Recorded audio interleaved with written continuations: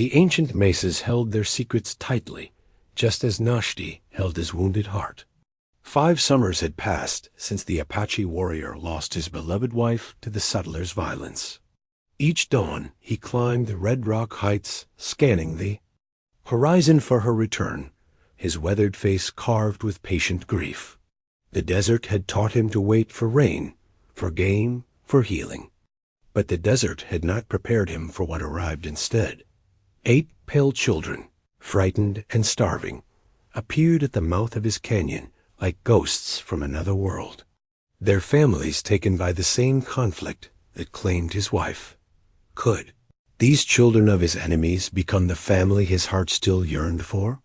Before we jump back in, tell us where you're tuning in from. And if this story touches you, make sure you're subscribed, because tomorrow I've saved something extra special. For you. The sacred water pouch hung from Náshdí's belt, its leather worn smooth by years of handling. The Apache warrior had collected the water from a hidden spring deep in the canyon, where his ancestors had drunk for generations. Its healing properties were known only to his people. Water, blessed by spirits that could mend both flesh and spirit. Dawn painted the mesas gold as Náshdí emerged from his small wickiup built against the canyon wall. His movements were deliberate, measured by years of self-discipline. At 52 winters, his body remained lean and strong, though silver threads now wove through his long black hair, tied back with a strip of rabbit hide. Each morning followed the same ritual. He rekindled the small fire from carefully preserved coals, placed a handful of dried sage atop it, and let the cleansing smoke wash over him. He closed his eyes, letting the aroma clear his mind before the day's duties began. Náshdí, he whispered his wife's name to the rising sun, beautiful in both name and spirit. For 5 years he had spoken her name to the dawn, a prayer that somehow the day would bring her home. Náshdí climbed the familiar path up the red sandstone face of the mesa, his moccasins finding holds worn by his daily ascent. At the summit, he stood tall against the morning sky, a solitary silhouette visible for miles across the painted desert. From this vantage, he could see the territories of both his people and the encroaching settlers, 2 worlds colliding like THUNDERCLO. UDS. He removed the eagle feather, talisman, from the pouch at his chest. The feather had been Náshdí's gift, to him before their marriage, a symbol of vision and protection. Its edges had frayed over the years, but Náshdí handled it with the same reverence as when she had first placed it in his palm. He held it toward the 4 directions, slowly turning as his eyes searched the horizon. Somewhere beyond those distant mountains, Náshdí might still live. The raid had come while she gathered healing plants in the foothills. Náshdí had tracked the settlers for miles before losing their trail near a military outpost. The soldiers had denied any knowledge of an Apache woman, but their eyes held lies. Visitors from his tribe had long since accepted her death, urging him to return to the band, to take another wife. The coyote does not mourn when the winter takes. His mate, his cousin Rising Cloud, had told him last summer. He finds another and continues the hunt. But Náshdí was not a coyote. The emptiness of his camp without Náshdí's laughter was a wound that would not heal. Her cooking baskets still hung where she had placed them. Her sleeping blanket remained beside his, carefully preserved. When his vigil ended, Náshdí descended to hunt. His knowledge of the land was intimate, which rocky outcrops hid desert cottontails, which arroyos would still hold moisture in the dry season, which canyon walls offered shade when the sun turned brutal. The desert provided for those who understood. Its harsh language. By midday, 2 rabbits hung from his belt. He cleaned them by a small seep spring, his fingers moving with practiced efficiency. The blood he returned to the earth with a quiet prayer of thanks.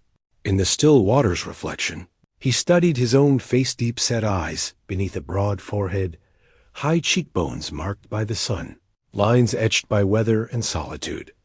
Occasionally, Apache scouts from his former band would visit, bringing news and supplies, cornmeal, salt, sometimes tobacco. They would speak of escalating troubles with the white settlers, of cavalry patrols pushing deeper into Apache territories, of families forced to move their camps with increasing frequency. They would ask if he had seen troop movements from his mesa, if he could serve as lookout for his people. Náshdí would share what he had observed, but declined to leave his post. "My place is here," he would always answer, "until she returns." The scouts would exchange glances, but say nothing more. Some believed his vigil had become a form of madness. Others respected his devotion, however futile. All recognized the skill and wisdom that had once made him a respected leader among their people. Now dedicated to this solitary purpose. As shadows lengthened across the canyon floor, Náshdí returned to his camp. He prepared the rabbits for cooking, setting them on a frame of green branches over the coals. While the meat roasted, he performed his evening prayers, his low voice chanting songs as old as the red earth beneath him. The stars emerged, brilliant and clear in the desert sky.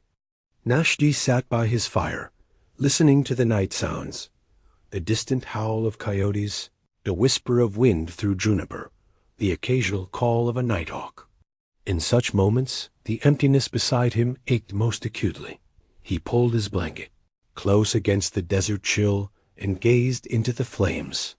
Sometimes, in that space between wakefulness and dreams, he could almost feel Náshdí's presence, smell the pinning scent of her hair, hear the gentle rhythm of her breathing. Almost. "Tomorrow," he whispered to the fire. "Perhaps tomorrow." The turquoise pendant caught the last light of day, its blue-green surface glowing like a captured piece of sky. Náshdí held it in his palm, tracing the smooth stone with his thumb. He had crafted it for Náshdí 18 summers ago, carefully drilling the small hole and threading it with sinew. She had worn it always, even on the day she disappeared. As night settled over the canyon, memories washed over him like summer rain. He had first seen Náshdí at a gathering of several Apache bands. He was 34 then, already respected as a scout and warrior. She was the daughter of a medicine man from a neighboring band, 26 summers old, and known for her knowledge of healing plants. Unlike other young women who lowered their eyes in his presence, she had met his gaze directly, a small smile playing at the corners of her mouth. "You watch the horizon too much, Scout," she had said to him, her voice musical yet strong. "The spirits of healing grow at your feet, not in the distance." Náshdí had been struck silent, partly from surprise at her boldness, partly from the sudden awareness of her beauty. Her eyes held wisdom beyond her years, and her movements possessed a quiet grace that reminded him of deer moving through morning mist. For 4 days, he found reasons to be near her, watching as she gathered plants and explained their uses to younger girls. On the final evening, he approached her father with a gift of his finest buckskin and asked permission to court his daughter. The courtship followed the old ways. Náshdí would wait at a respectful distance from her family's wickiup. If Náshdí wished to see him, she would emerge, and they would walk together, always within sight of the camp. He brought her small gifts, a wooden comb he had carved, a basket of pine nuts gathered from a distant ridge, a pair of moccasins sewn with porcupine quills. "Why do you choose me?" she asked him once as they sat watching thunderclouds build over distant mesas. "Many young women would welcome your attention." "Because you see clearly," he answered. "You know the language of plants and earth. Your hands bring healing, and your eyes hold no fear." They were married in the spring, when the desert briefly transformed with wildflowers. Her father blessed their union with sacred pollen, and the man celebrated for 2 days with feasting and dances. Náshdí built a wickiup for them near a small spring, and there they began their life together. Their happiness was deep and quiet, like water running beneath desert stone. They had no children, a sadness they both carried, but their days were rich with purpose. Náshdí continued his duties as scout and hunter, while Náshdí became known throughout the region for her healing skills. Settlers and Mexicans sometimes even sought her remedies, arriving nervous at their camp but leaving with gratitude. "The plants speak to me," she explained once, when he marveled at her ability to find precisely the right herb for an illness. "Each has its own song, if you learn to listen." For 12 years, they lived in harmony with the desert and each other. When troubles with settlers increased, they moved their camp several times, eventually establishing the canyon dwelling where Náshdí now lived alone. A memory of the last day remained sharp as a blade in his mind. Morning light streaming through the wickiup opening. Náshdí gathering her collecting basket. "I go to the North Valley," she told him. "The fever root grows there, and many children in the camp are sick." He had been preparing for a hunting trip in the opposite direction. "Return before the sun touches the western mesa," he cautioned. Rumors of cavalry patrols had reached them.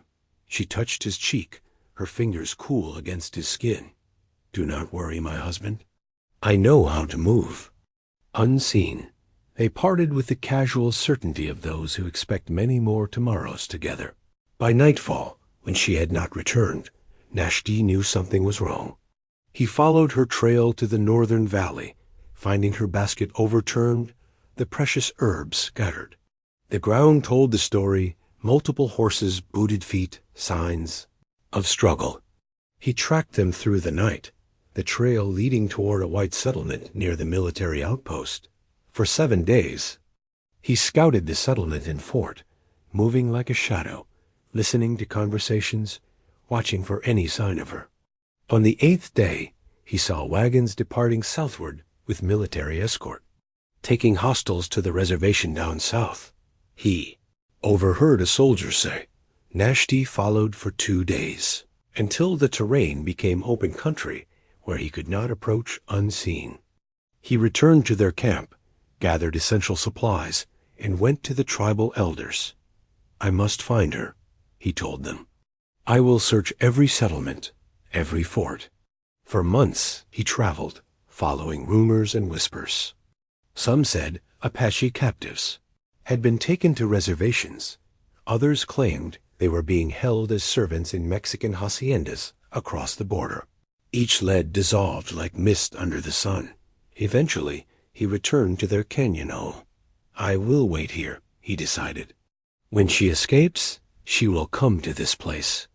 And so began his vigil, days stretching into months, months into years. Every morning, he climbed the mesa to scan the horizon. Every evening, he lit the signal fire that could be seen for miles, a beacon to guide her home got in his dreams.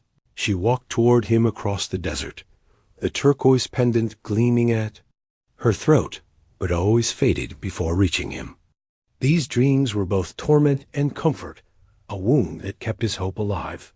The rag doll dangled from little Mary's hand, its once white dress now stained with dust and tears. One button eye was missing, and stuffing leaked from a torn seam. But the 4-year-old clutched it as if it were made of gold. It was the only possession she had managed to save, the only piece of before. "Mary, you have to drink some water," Thomas urged, kneeling beside his young cousin. At 12, he had become the reluctant leader of their ragged band of survivors. His voice was gentle, but firm as he tilted the nearly empty canteen to her cracked lips. 8 days had passed since they fled the burning remains of their settlement. 8 days of hiding during daylight hours and moving under cover of darkness. 8 days of rationing the last strips of jerky and drinking from muddy puddles when they could find them. "How much farther?" James asked. At 9, Thomas's brother still looked to him for certainty, even when there was none to give. "We follow the creek," Thomas answered, pointing to the thin trickle of water cutting through the red earth. "It has to lead somewhere." The Miller siblings huddled nearby Sarah, who at 10 had taken charge of the younger ones. Twins Hannah and Rebecca, 8 years old and nearly identical with their tangled blonde braids. Joseph, a solemn 6-year-old who had not spoken since the attack, and little Mary, who still asked for her mother each night before exhaustion claimed her. Thomas ran his fingers through his dirt-matted hair. His own family had lived next to the Millers in the small settlement of Redemption Creek. Both families had come west 2 years earlier, drawn by promises of fertile land and new beginnings. His father, a carpenter by trade, had built their cabin with his own hands. The Millers had established a small general store, with Mr. Miller occasionally serving as the settlement's preacher on Sundays. None of them had been prepared for the attack that came in the pre-dawn hours. Thomas still wasn't sure who had been responsible, Apache raiders or the renegade outlaws who had threatened the settlement weeks earlier over disputed water rights. He remembered only fragments, his father shouting for them to run to the root cellar, the crack of gunfire, his mother pushing him and James through the cellar door. "Stay hidden," she had whispered fiercely. "No matter what you hear." They had obeyed, huddled in darkness with the Miller children who had been sleeping over that night. The sounds above shouting, screaming, the crash of breaking furniture had eventually faded, replaced by the ominous crackle of flames. It was Sarah who had finally pushed open the cellar door hours later, when the smoke became too thick to breathe. They emerged to devastation. The settlement's 6 cabins and the small store was reduced to smoldering ruins. Of the adults, there was no sign, though Thomas had kept the younger ones from looking too closely at the shapes beneath fallen timbers. "We need to reach Fort Willoughby," he had decided, remembering his father mentioning the cavalry outpost some 30 miles east. But without a compass or clear landmarks, they had soon become disoriented in the unfamiliar landscape. Now, after days of wandering, Thomas wasn't even sure which direction they were heading. The endless red rock canyons and mesas all looked the same to his untrained eye. He had tried to follow the creek, hoping it would lead to a larger water source or settlement, but the meager stream seemed to be shrinking with each passing day. "Hungry," Rebecca whimpered, her twin nodding in silent agreement. "We'll find food soon," Sarah promised, though her voice lacked conviction. She had been sharing her own meager portions with the younger ones, and her dress hung loose on her thinning.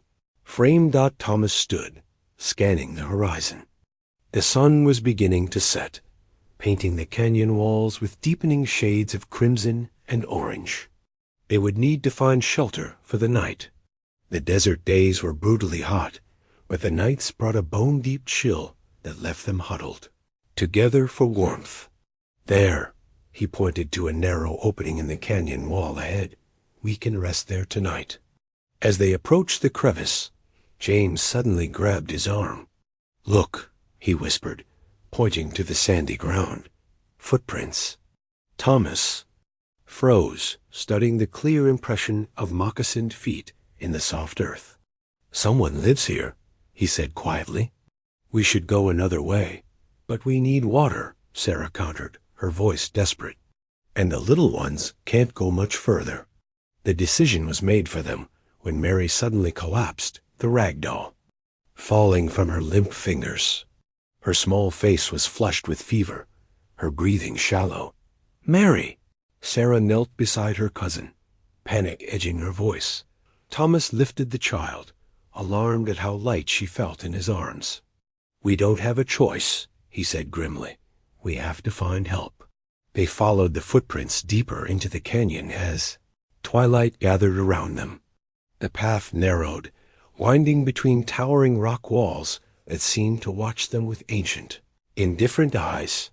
Then the canyon opened into a small clearing. A wickiup stood against the far wall, its structure blending naturally with the surrounding landscape. A small fire burned before it, sending columns of smoke spiraling upward, and beside the fire stood a tall figure, his long hair streaked with silver, his weathered face impassive as he watched their approach. An Apache warrior, his hand resting lightly on the knife at his belt. Thomas halted, positioning himself in front of the others, his own small knife the only weapon they possessed, clutched in his trembling hand.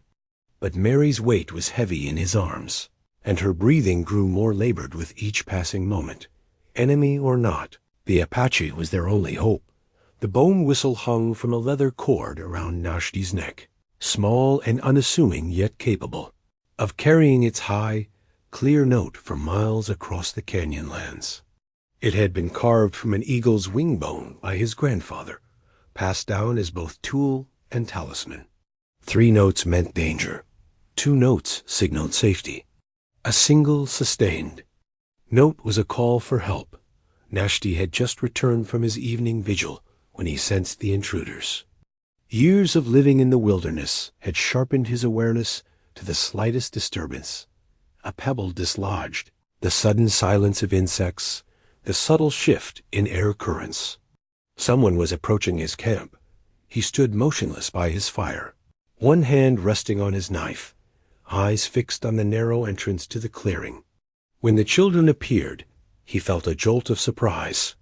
These were not Apache scouts or cavalry soldiers, but white children, haggard and filthy, their clothes torn, their faces gaunt with hunger. The oldest boy, barely into his youth, stood protectively before the others. A small knife trembled in his dirt-encrusted hand. Behind him huddled a collection of smaller children, their eyes wide with terror. In the boy's arms lay a small child, her face flushed with fever.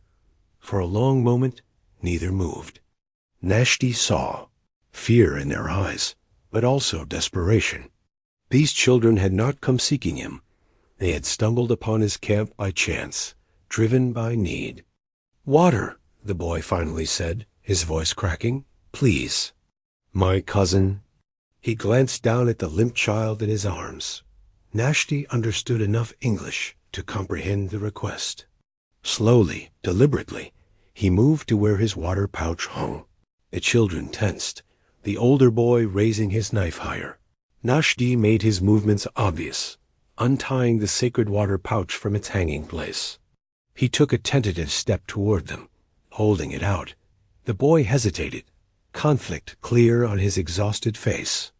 Trust an Apache or watch his little cousin. Die an impossible choice.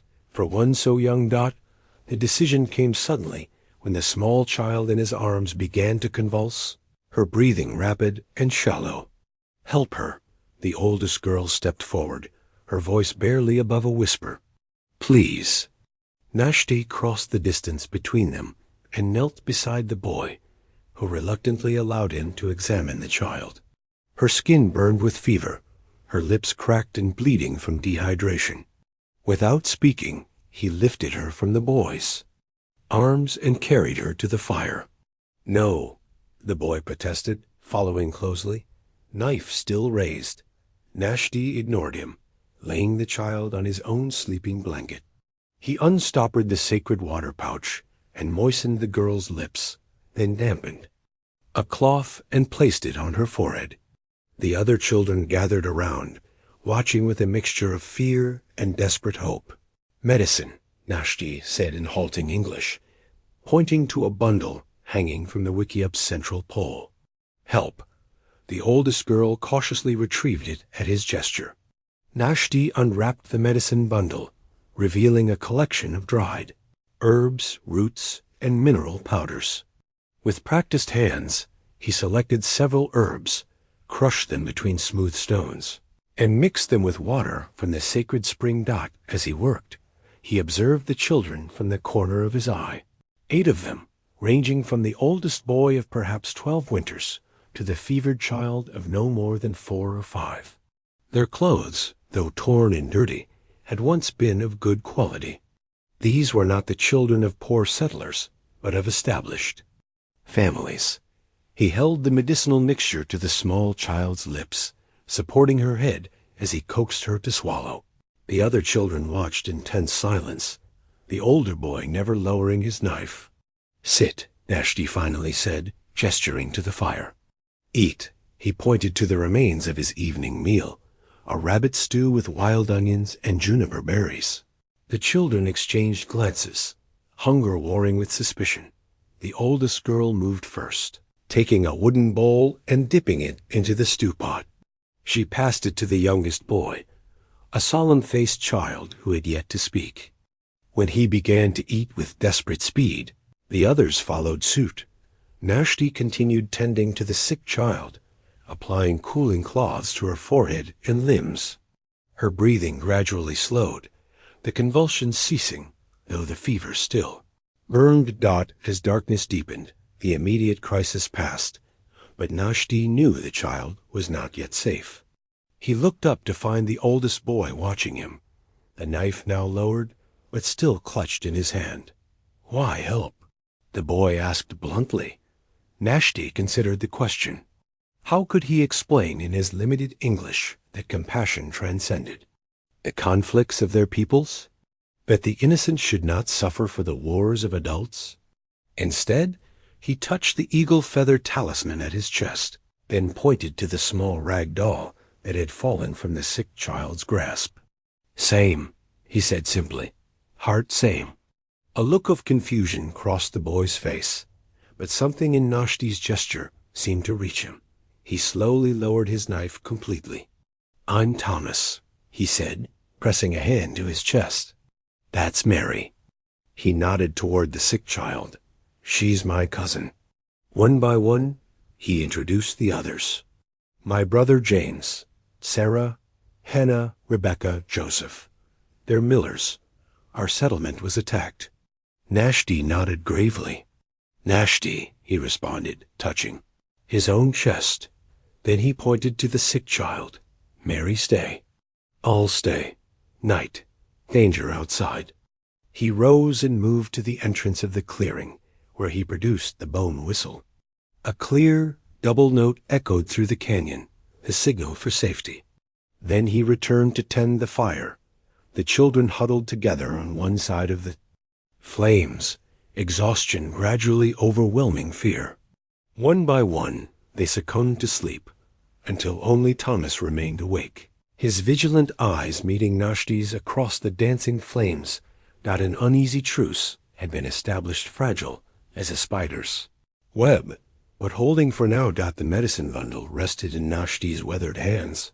Its contents spread before him in the early morning light, wrapped in buckskin and tied with sinew. It contained the healing wisdom of generations: dried leaves of sage for purification, willow bark for fever and pain, juniper berries to fight infection, yellow root for strengthening the blood, along with clay, crystals, and other sacred elements gathered from special places. Náshdí had spent the night tending to the small child, Mary. Her fever had broken just before dawn, her small body relaxing into natural sleep. Now, as the first light touched the canyon rim, he found himself facing a dilemma he had never anticipated. 8 white children. Children of the very people who had taken his wife. Children whose parents had likely fought against his people, perhaps even killed Apache men, women, and children. Yet they were just children, innocent of the conflicts that had orphaned them, just as he was innocent of whatever fate had befallen their parents. Náshdí closed his eyes, seeking guidance from the ancestors. What was the right path? To help these children reach the nearest settlement or fort would be the simplest solution. A journey of perhaps 4 or 5 days if they traveled directly. But the smallest ones would struggle with such a journey, especially the girl Mary, still weak from fever. And there was another concern. The attack on their settlement suggested increased hostilities in the region. Traveling openly with white children would make him a target for both sides of the conflict, seen as a kidnapper by whites, a traitor by his own people. Is she going to be all right? The quiet voice startled him from his thoughts. The oldest girl, Sarah, he recalled, stood a few paces away, watching him with solemn eyes that looked far older than her years. Náshdí nodded. Fever gone, sleep now.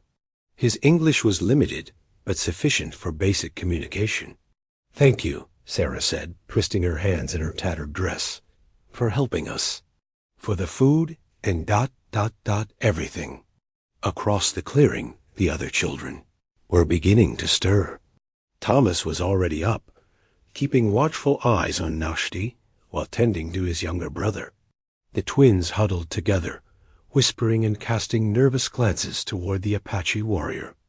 The solemn boy Joseph sat alone, staring at nothing. "Home?" Náshdí asked Sarah. "Where go?" Sarah's face fell. "Our settlement was called Redemption Creek. It's—" She gestured vaguely. "Somewhere that way, I think. But it's gone now. Burned." Her voice caught. "Everyone's gone. Fort?" Náshdí suggested. "Soldiers?" "Fort Willoughby," Thomas interjected, approaching cautiously.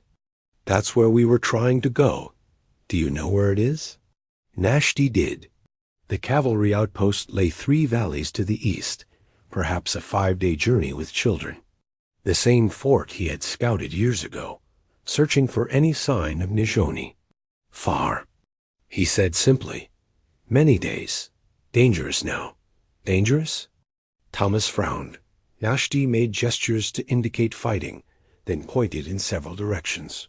"Apache, white men. Fighting everywhere." Thomas's shoulders sagged slightly. Despite his brave front, he was still just a boy, exhausted by the burden of responsibility thrust upon him. "What do we do?" Sarah asked, her voice small. Náshdí looked at the children, really looked at them. Their clothes hung from thin frames. Their faces and arms were sunburned and scratched from desert plants. The younger ones showed signs of dehydration, despite the water they had consumed the night before. The girl Mary still slept fitfully, her recovery just beginning. They would not survive the journey to the fort in their current condition. "Stay," he said finally. "Few days. Get strong, then go." Relief washed over Sarah's face, but Thomas remained wary. "Why would you help us?" the boy challenged. "You're Apache." "Your people, not my people?" Náshdí interrupted, a rare sharpness entering his voice. "Bad men do bad things. Apache. White men. Same." He touched his chest. "Náshdí helps children. All children." The directness seemed to reach Thomas in a way nothing else had. The boy gave a small nod of acknowledgement, though suspicion still lingered in his eyes. The practical concerns of feeding ate. Additional mouths soon demanded Náshdí's attention. His stores of dried meat and gathered plants would not last long. He would need to hunt immediately and show the older children which desert plants were safe to eat. Water would be the greatest challenge. The small spring near his camp provided enough for one person, but not 9. They would need to make daily trips to the larger spring hidden deeper in the canyon system. As he prepared for a morning hunt, Náshdí continued his internal debate. These children complicated his vigil for Náshdí. Each dawn spent hunting, or gathering for them was a dawn. He could not spend watching the horizon for his wife's return. Yet, as he slung his bow across his back, he found himself wondering what Náshdí would think of his hesitation. She who had never turned away anyone in need, who had treated injured settlers with the same care she gave to Apache children. "I do this for you," he whispered to her memory, "until they are strong enough to continue their journey." But even as he made this promise, a quiet voice within him questioned whether these fragile, traumatized children would be ready to face the harsh journey and uncertain reception that awaited them at Fort Willoughby. Thomas approached as Náshdí prepared to leave the camp. "I'm coming with you," the boy stated, his tone making it clear this was not a request. Náshdí studied him for a moment, noting the protective glances he cast toward the others. He recognized the boy's fear, not of the Apache warrior himself, but of losing sight of him, of being abandoned again. "Come," Náshdí agreed with a nod. "Learn to hunt." It would be useful for the boy to acquire survival skills, regardless of what the coming days might bring. And perhaps, in the teaching, Náshdí might begin to see these children not as burdens or obligations, but as what they truly were, young ones in need of guidance. Not so different from the Apache children he had once helped train for adulthood. A flat stone lay between them. its smooth surface covered with simple drawings etched in charcoal. Náshdí pointed to a wavy line. 2, he said clearly, then pointed to the water pouch beside him. 2, Sarah repeated carefully. Water. Náshdí nodded, then drew a simple plant with spines. Ho-ah, he pronounced slowly. Danger. He made a gesture of pricking his finger, then grimaced. Ho-ah, the twins Hannah and Rebecca said, in unison, giggling at the unfamiliar sounds. 3 days had passed since the children's arrival. Mary had recovered enough to sit up and take broth, though she remained weak. The others had begun to lose their haunted look as regular meals, and rest restored their strength. Still, the gap of language and culture yawned between them, a chasm Náshdí was determined to bridge if they were to survive. The pictograph stone had been his solution, a flat piece of sandstone he used to draw simple images. Through it, he taught them the Apache words for water, fire, food, danger, and safety. In return, they shared their English words, which Náshdí repeated with careful attention. What's this one called? James asked, pointing to a small cactus growing at the edge of the clearing. Náltsoj, Náshdí replied. Good medicine, good food. He mimed, digging at its base. Root sweet. Náltsoj, James repeated, studying the plant with new interest. Teaching survival had become a daily ritual. Each morning, Náshdí would take the older children on short walks around the canyon, identifying which plants were edible, which held water, which were poisonous. The language that emerged between them was a blend of Apache, English, gestures, and drawings, a unique dialect born of necessity. Scorpion, Thomas suddenly shouted, pointing to a small arachnid scuttling across the stone where Mary had been. About to place her hand, Náshdí moved with startling speed, sweeping Mary back with one arm while capturing the scorpion with a quick pinch behind its stinger. He held it up for all to see. Ganes, he said gravely. Very danger. He showed them the stinger, explaining through gestures how its poison could make a small child very sick. The children gathered around, equal parts fascinated and terrified. Even Joseph, who had spoken barely a word since their arrival, leaned in to look. Always look, Náshdí instructed, releasing the scorpion far from the camp. Under rocks, in shoes, in blankets. He mimed checking these places. Desert hides many dangers. It was a lesson that underscored all his teachings. The desert could sustain life, but it showed no mercy to the careless or ignorant. Every plant, every rock formation, every change in the weather carried meaning for those who understood how to read the signs. As the day's heat built, they retreated to the shade of the canyon wall. Náshdí had shown the children how to build brush shelters adjacent to his wickiup, providing them with cool places to rest during the hottest hours. Mary sat beside Náshdí, her small hand occasionally reaching out to touch the fringe of his buckskin shirt. Of all the children, she had formed the strongest attachment to him, perhaps because he had been the one to nurse her through her fever. Though still weak, she followed him like a shadow when her strength allowed. Náshdí, she said, one of the few words she spoke regularly. Story? He looked down at her pale face, so different from the Apache children he had known, yet with the same innocent curiosity. With hesitant English, supplemented by gestures and drawings in the dirt, he began to tell her about the creation of the world according to Apache belief, how first man and first woman emerged into this world, how Coyote brought both trouble and cleverness, how the stars were placed in the sky. Mary listened with rapt attention, as did the other children who gradually gathered around. Even Thomas, who maintained a careful distance most days, settled nearby to listen. Your God? Náshdí asked when he finished. Your stories? Sarah nodded eagerly. Our father, Mr. Miller, was sometimes the preacher at our settlement. He told Bible stories every Sunday. With the same mixture of words and gestures Náshdí had used, Sarah began to tell the story of creation as she knew it, a garden called Eden, a first man and woman, a clever serpent. Náshdí listened intently, noting the similarities that ran beneath the differences. Later, as evening approached, Elizabeth, the quiet 7-year-old, began to hum a simple tune. Soon Sarah joined in, and then the other Miller children, their voices blending in a song that clearly held meaning for them. "Jesus loves me, this I know," they sang softly, "for the Bible tells me so. Náshdí sat by his small fire, watching them. Their words were unfamiliar, but he recognized the comfort they found in the ritual of song, not so different from the healing chants and ceremonial songs of his own people. When they finished, Thomas unexpectedly spoke up. "Our mother used to sing that every night before bed."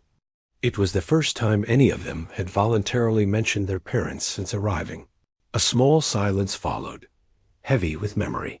Náshdí reached for his medicine bundle and removed a small wooden flute.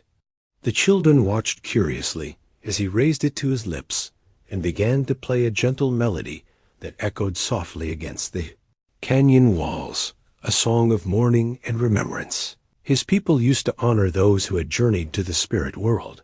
Though no words were exchanged, the children seemed to understand.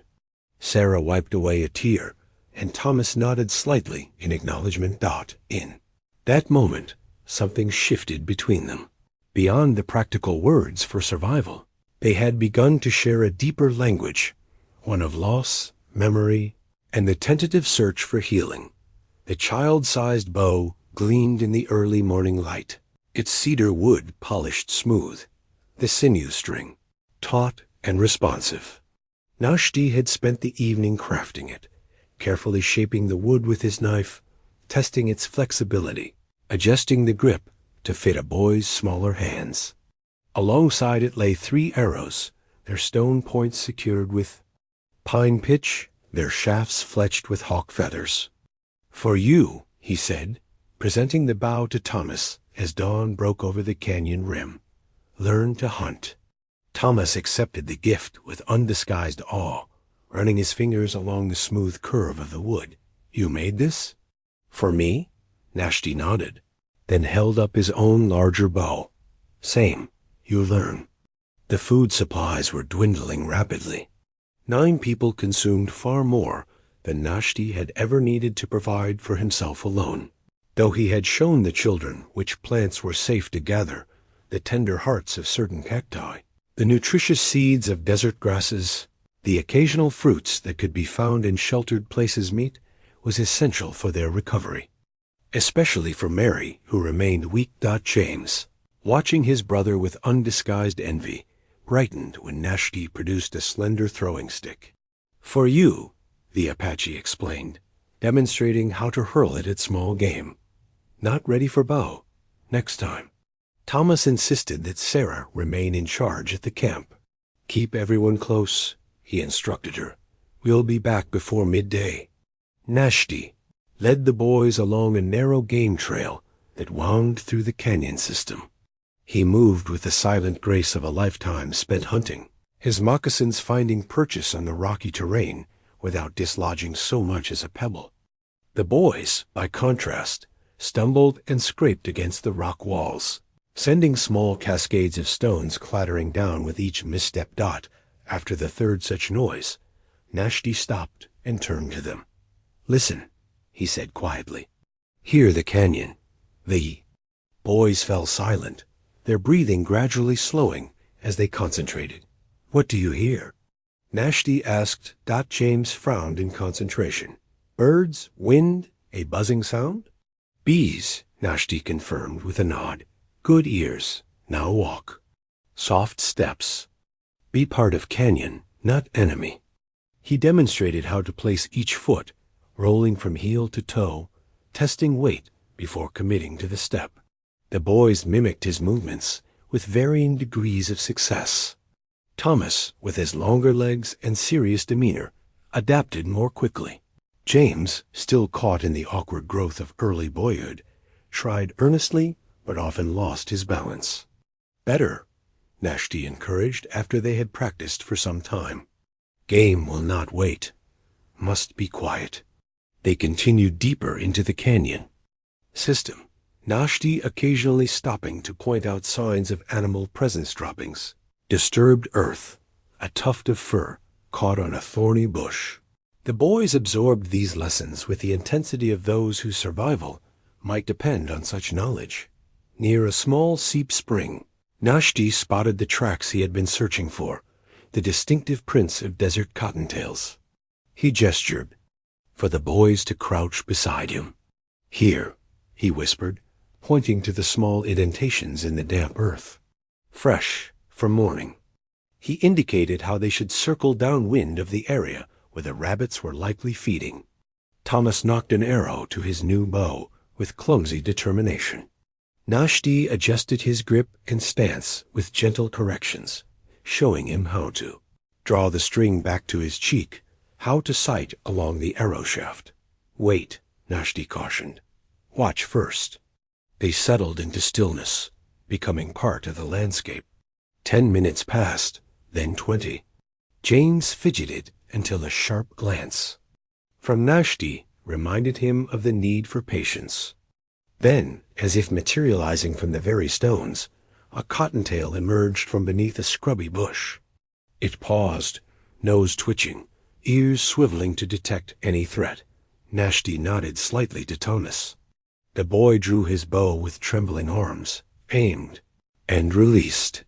The arrow flew wide, clattering against rocks and sending the rabbit darting for cover. Again, Náshdí said simply, not acknowledging the miss. More will come. Thomas's face flushed with disappointment, but he knocked another. Arrow as instructed. They resumed their wait. The morning progressed. Thomas missed 2 more shots before finally grazing a rabbit's haunch. The wounded animal tried to flee, but Náshdí's thrown knife ended its suffering instantly. He showed the boys how to thank the animal's spirit, how to dress it properly, wasting nothing. First hunt, he told Thomas, genuine respect in his voice. Good beginning. The pride in Thomas's eyes was unmistakable as he secured the rabbit to his belt. Their success emboldened them to venture farther along the canyon in search of more game. The terrain gradually changed, the walls widening into a small valley dotted with juniper and pinon pine. It was as they were examining fresh deer tracks that Náshdí suddenly froze, raising his hand for absolute silence. The boy stilled immediately, sensing the shift in his demeanor. Náshdí's nostrils flared as he tested the wind, his eyes scanning the rocky outcroppings above them. Then they saw it, a tawny shape moving with fluid grace along a ridge overlooking their position. The mountain lion paused, its amber eyes fixing on the small group below, tail twitching with predatory interest. Do not run, Náshdí said, his voice low and calm despite the danger. Stand behind me. James let out a small whimper of fear, but Thomas pulled his brother close, both boys pressing against Náshdí's back. The Apache warrior raised himself to his full height, spreading his arms to appear larger. From deep in his chest came a sound unlike anything the boys had heard, a powerful, resonating cry that echoed off the canyon walls. Neither human nor animal, but something ancient and primal. The mountain lion held its ground, muscles tensed as if considering an attack. Náshdí reached slowly for his knife, never breaking eye contact with the predator. For a breathless moment, the outcome hung in balance. Then the great cat seemed to reconsider, its tail lashing once more before it turned and vanished over the ridge with contemptuous grace. Náshdí maintained his vigilant stance for several minutes, ensuring the danger had truly passed. When he finally relaxed, he turned to find both boys staring at him with newfound respect. That sound, Thomas whispered. What was that? Old Apache way, Náshdí explained. Speak to predator spirit. Show respect, but no fear. He studied the boys' faces, seeing the lingering terror beneath their awe. Enough for today, he decided. Return to camp. As they made their way back, their steps more cautious now with the knowledge of what shared their territory, James unexpectedly slipped his small hand into Náshdí's. The Apache warrior glanced down in surprise, but did not pull away. "Thank you," Thomas said quietly as they neared the camp, "for protecting us." Náshdí nodded acknowledgement, something shifting in his perception of these children. No longer just burdens to be fed and sheltered, but young ones under his protection, not so different from how Apache children would be taught and guarded by all adults of the band. Perhaps, he reflected, there was more to teach them than just survival. The cavalry button gleamed dully in Náshdí's palm, its brass surface scratched and tarnished. The embossed eagle and shield were unmistakable. U.S. Cavalry, likely from Fort Willoughby. Náshdí had found it that morning during his dawn vigil, caught in a thorny bush near the canyon's outer entrance. A silent warning of intrusion.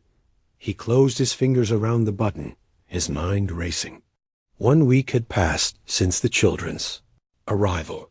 They had grown stronger with regular meals and rest, their sunburns fading, their eyes less haunted. Mary could now walk short distances without tiring. They had begun to establish routines, gathering, cooking, even simple lessons where Sarah would practice reading with the younger ones, using sticks to write in the sand. And now, this small metal disc threatened it all. Náshdí moved silently through the brush, scanning the ground for further signs. The tracks were there. Once he knew to look for them boot prints, at least 6 men, moving in an organized search pattern. They had passed within half a mile of his canyon 3 days ago, based on the weathering of the tracks. Searchers, looking for the children, no doubt. Náshdí followed the trail until he was certain of their direction southeast, toward the network of smaller canyons. They would find nothing there, but would likely circle back. Experienced trackers would eventually discover the creek the children had followed to his canyon. When he returned to camp, the children were engaged in their morning tasks. Thomas and James were repairing a brush shelter, while Sarah supervised, the twins gathering edible cactus pads. Joseph sat whittling a small stick with a knife Náshdí had lent him, and Elizabeth was helping Mary practice walking from the wiki up to the fire and back. They looked up at his approach, their faces brightening, in a way that still surprised him. These children who had every reason to fear an Apache warrior now greeted him with smiles. "Thomas," Náshdí called, gesturing for the boy to join him. Over the past week, the oldest boy had become his primary liaison with the others, their communication. Improving daily. He showed Thomas the button, explaining what he had found. "Soldiers?" Thomas asked, his face lighting with hope. "From Fort Willoughby?" "Yes," Náshdí confirmed. "Looking for you, maybe?" "That's good news," Thomas exclaimed. "We need to signal them, let them know we're here." Náshdí studied the boy's eager expression. "Maybe not good," he countered carefully. "Think, why soldiers search now?" 1 week passed since attack. Thomas's enthusiasm faltered. "What do you mean?" "Attack on settlement." "Who did?" Apache blamed. "Maybe." Náshdí struggled to express complex ideas with his limited English. "Soldiers angry, looking for revenge, not just children." The implications slowly dawned on Thomas's face. "You think they might hurt you, even though you've helped us?" Náshdí nodded grimly. "Not just me, all Apache, even peaceful bands." He had seen it before. Retribution, falling indiscriminately on his people, following attacks that many Apache bands had nothing to do with. "But we could tell them you saved us, that you've been taking care of us," Thomas protested. "Soldiers listen." "To children?" Náshdí asked pointedly. "Or see Apache with white children shoot first?" The boy's silence acknowledged the likely truth of this assessment. Sarah had approached during their conversation, listening intently.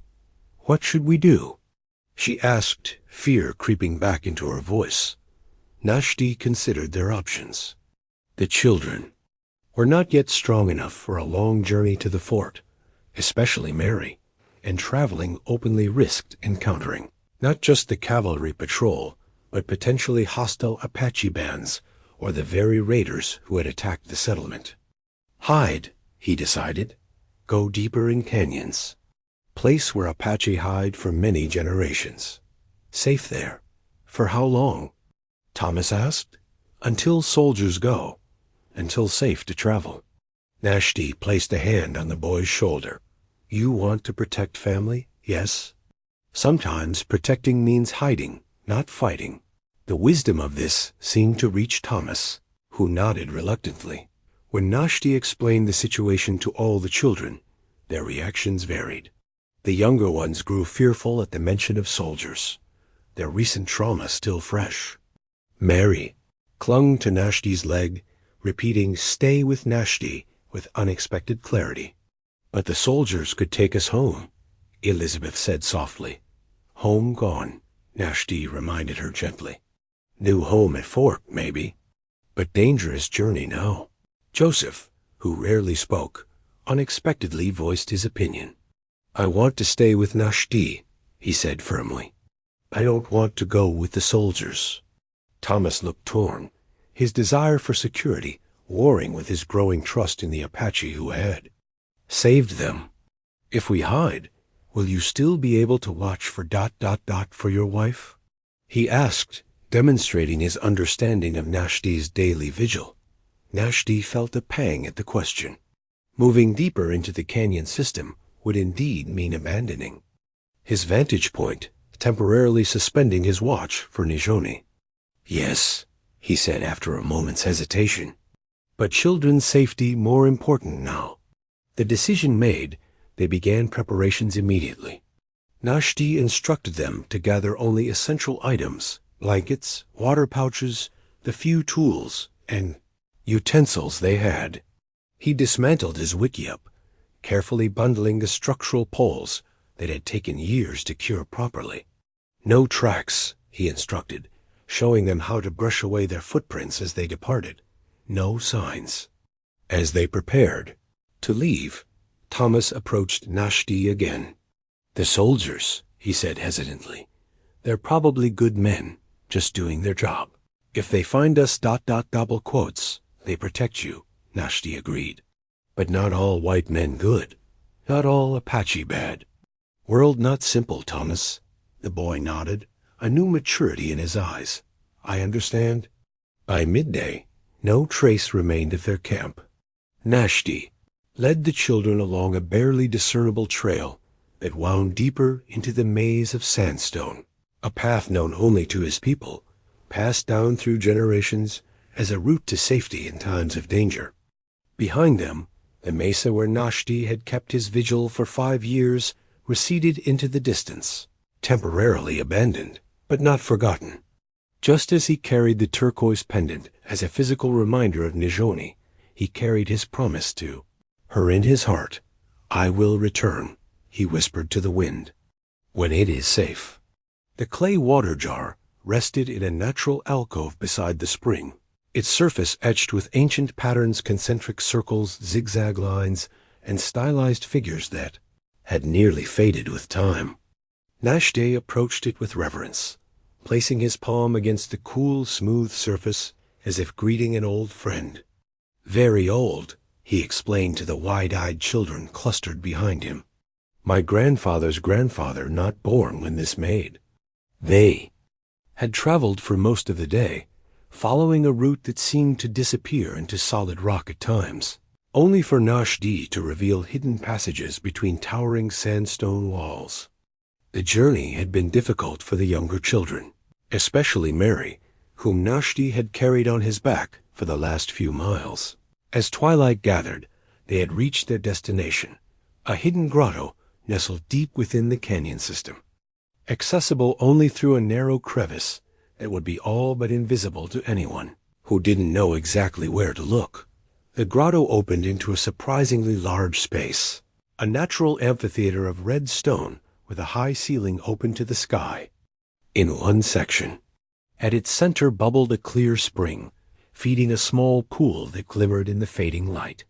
Around the spring grew an unexpected abundance of vegetation cottonwoods, willows, desert flowers, and even a few fruit-bearing cacti and shrubs. Apache hide place, Náshdí told them as they took in their surroundings with astonishment. Many generations. Safe here. It's beautiful, Sarah whispered, watching as a hummingbird darted among the desert blooms. The children explored the grotto, with growing excitement, their earlier fears temporarily forgotten. James discovered a small waterfall at the far end where the spring's overflow created a natural shower. The twins found wildflowers unlike any they had seen before, their vibrant colors startling against the red stone backdrop. "Look," Rebecca called, pointing to the wall near where the ancient clay jar rested. "Pictures." The others hurried over to see what she had found. The rock wall was covered with pictographs, handprints, animal figures, spiral patterns, and human forms with elaborate headdresses. Some were faded to mere ghosts, while others remained vivid in red, white, and black pigments. "Who made these?"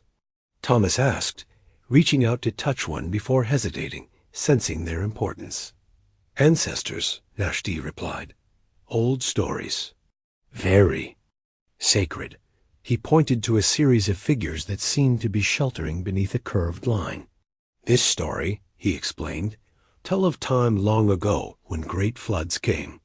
People hide in these canyons in high places, survive." He moved to another grouping that showed stick figures gathered around a central fire or light source. This tell of first fire given to people. Each image had its story, passed down through countless generations, preserved in pigment and stone. "It's like a history book," Sarah said with growing understanding. Náshdí nodded approvingly. "Yes, history not in paper books. In stone, in stories, in songs." As darkness fell, Náshdí showed them several small caves that opened off the main grotto. "Sleep here," he indicated. "Dry, safe." The caves proved to be surprisingly comfortable, with sandy floors and good ventilation. In one larger cave, they found evidence of previous occupants' stone-grinding tools, the remains of an ancient fire circle, even a cache of pottery fragments, carefully stored in a rock niche. After establishing their sleeping areas, Náshdí built a small fire in the central space. The children gathered around it, their faces illuminated by the dancing flames. As he prepared a simple meal from foods they had gathered along their journey, prickly pear fruits, pinon nuts, and strips of dried rabbit meat. "Will anyone find U.S. here?" Elizabeth asked, voicing the question that lingered in all their minds. "No," Náshdí assured her. "Only Apache know this place. Special knowledge for survival." "Have you been here before?" Thomas inquired. Náshdí nodded, his expression softening with memory. "As boy, my father bring me. Later, he hesitated, then continued, with my wife, Nijoni." It was the first time he had spoken her name to the children. "Is she? Did she ... Sarah began hesitantly. "Lost," Náshdí said simply. "Taken by settlers. 5 summers passed. I wait for her return." The firelight carved deep shadows on his weathered face. "Each day, watch for Mesa, until you come." The children absorbed this information in silence, their young minds making connections between Náshdí's loss and their own. "That's why you help us," Thomas said, understanding dawning in his voice. "Even though we're white, even though your wife was taken by people like us." Náshdí studied the boy's face across the flames. "Not like you," he corrected gently. "Children not responsible for wars of men." Mary, who had been dozing against Sarah's shoulder, suddenly crawled around the fire and settled herself in Náshdí's lap with the complete trust of a child who feels safe. The Apache warrior stiffened momentarily in surprise, then carefully placed his hand on her small back. "Náshdí," she murmured sleepily. "Tell story?" The simple request pierced something deep within him, a wall built of grief and solitude. With his free hand, he reached for the medicine bundle at his waist and removed a small object wrapped in soft leather. Unwrapping it, he revealed a carved wooden figure of a bear, worn smooth by years of handling.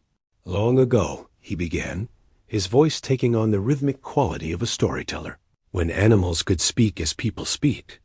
As Náshdí's tale unfolded, a story of bear's wisdom and generosity during a time of famine, Sarah quietly took a small piece of charcoal from the fire's edge and began to draw on a flat stone.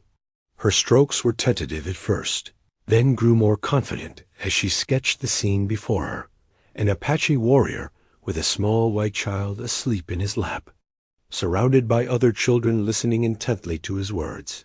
When Náshdí finished his story, he noticed Sarah's drawing. He studied it for a long moment, seeing their unusual family through her eyes, not as an Apache and white settler children, enemies by birth, but simply as people finding connection in a harsh world. "Good," he said softly, nodding to Sarah. "Keep drawing. Make new stories for walls." In the shadows beyond the firelight, the ancient pictographs seemed to watch over this unlikely gathering, silent witnesses to another chapter in the endless human story of survival and adaptation. The rain stick produced a sound like distant water when Náshdí tilted it slowly from end to end, a gentle cascading that mimicked the rainfall they would soon experience. Made from a dried cactus stalk, filled with small pebbles and sealed at both ends, it was both musical instrument and teaching tool. "Storm season comes," Náshdí explained, passing the rain stick to the children, who took turns listening to its soothing sound. Important to know signs. They had been in the hidden grotto for 5 days, establishing a peaceful routine. The abundance of the spring and surrounding vegetation made gathering food easier than in Náshdí's previous camp. The natural caves provided comfortable shelter, and the children had begun to lose their wary, haunted expressions, occasionally even laughing as they explored their sanctuary. But Náshdí knew the monsoon season was approaching, a time of both blessing and danger in the desert. The rains would bring renewed growth and replenish water sources, but also unleash sudden, violent storms and deadly flash floods. That morning, he had noticed the subtle signs, a peculiar stillness in the air, the way certain desert creatures had begun seeking higher ground, a particular quality to the clouds building on the distant horizon. Having survived 52 monsoon seasons, Náshdí could read these omens as clearly as Sarah read her Bible verses written in the sand. "Today we learn storm wisdom," he announced after their morning meal. "Very important for living in canyon lands." He led them to the grotto's entrance, pointing to the narrow passage that connected their sanctuary to the outer canyon system. "Water follow path of least resistance," he explained. "Canyon fill quickly, no warning." Using sticks and stones, he created a simple model demonstrating how rainwater would funnel through the canyons, creating powerful torrents that could sweep away anything in their path. "How will we know if a flood is coming?" Thomas asked, clearly, concerned. "Listen," Náshdí replied, cupping his hand behind his ear. "Before water comes, hear sound like thunder, but not stop. Ground shake little. Birds fly away fast. When hear these things, go high immediately." He showed them all the high points within the grotto where they could safely wait out a flash, flood natural ledges and cave entrances well above any potential water level. "What about lightning?" James asked. "Pei always said to stay away from trees during lightning." Náshdí nodded approvingly at the boy's knowledge. "Good. Lightning love tall things. Also love metal." He pointed to the metal buttons on James's tattered shirt. "During lightning, go to cave, stay away from entrance." Throughout the day, he continued their education, showing them how to secure their belongings against high winds, how to create simple drainage channels around their sleeping areas, how to protect their fire from rain while ensuring smoke could still escape. The lessons took on sudden urgency when by mid-afternoon the distant clouds had marched closer, their underbellies dark and threatening. The air grew heavy, charged with electricity, and the peculiar hush that precedes a major storm settled over the landscape. "Storm comes now," Náshdí announced, studying the rapidly changing sky. Everyone inside. The children hurried to gather their few possessions that had been left near the spring. Rebecca, helping to collect the twins' shared blanket, wandered near a tall juniper tree that grew at the grotto's edge. Without warning, a blinding flash of lightning split the sky, followed instantly by a deafening crack of thunder. The juniper tree, a direct casualty of the strike, split down its center, one half toppling toward where Rebecca stood frozen in terror. Náshdí moved with extraordinary speed, lunging across the space between them. He seized Rebecca around the waist, rolling with her away from the falling tree trunk. They came to rest several feet away, the massive limb crashing to the ground where she had stood moments before. "Rebecca!" Hannah screamed, rushing toward her twin. Náshdí rose to his feet, lifting the shocked girl with him. Apart from a few scratches and the wide-eyed look of someone who had just glimpsed mortality, she appeared unharmed. Inside. "Now!" he ordered, his voice brooking no argument. They retreated to the largest cave as the storm announced itself in earnest. Rain fell not in drops but in sheets, a solid wall of water that transformed the peaceful grotto. A spring at its center swelled rapidly. The overflow created a cascade that tumbled toward the narrow exit passage. Thunder shook the stone around them, and lightning illuminated the grotto in stroboscopic flashes. The younger children huddled together, frightened by the storm's violence. Mary crawled into Náshdí's lap, pressing her face against his chest. Even Thomas looked shaken, his usual stoic expression replaced by wide-eyed concern. "Is this normal?" Sarah asked, raising her voice above the storm's roar. "First storm of season always strong," Náshdí confirmed. "Desert thirsty, sky angry." 2. Distract the children from their fear. He reached for his medicine bundle and removed several small items, a clay whistle, a reed flute, a small drum made from a tortoiseshell, and the rain stick. He arranged them before him and began to play a gentle rhythm on the drum. "Storm songs," he explained. "Songs to honor power of storm, to ask for protection." He began to sing in his native Apache, a melodic chant that somehow complemented rather than competed with the storm's fury. Though the children couldn't understand the words, the music's calming effect was universal. Gradually, their tense postures relaxed. Sarah joined in, humming along with his melody.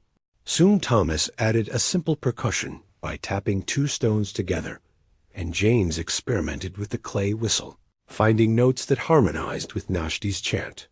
For nearly an hour, they made music together while the storm raged outside, creating a small island of harmony amid nature's chaos.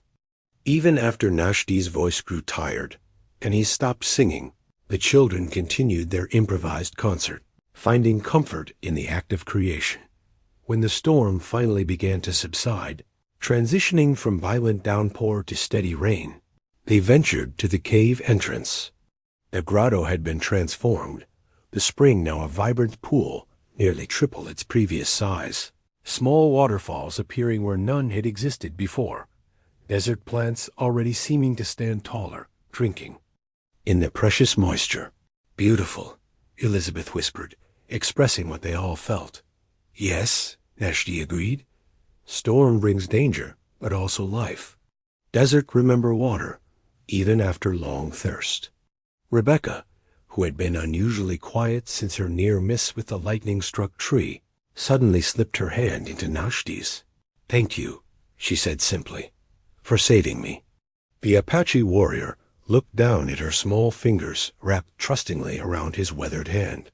These children who had once feared him now turned to him for protection as naturally as Apache children would look to an elder. "Always protect," he replied, surprising himself with the depth of commitment in those simple words. The storytelling blanket spread before the fire, its faded patterns hinting at tailies, woven into its very fabric. Náshdí unfolded it with ceremonial care, smoothing its surface before seating himself at its edge.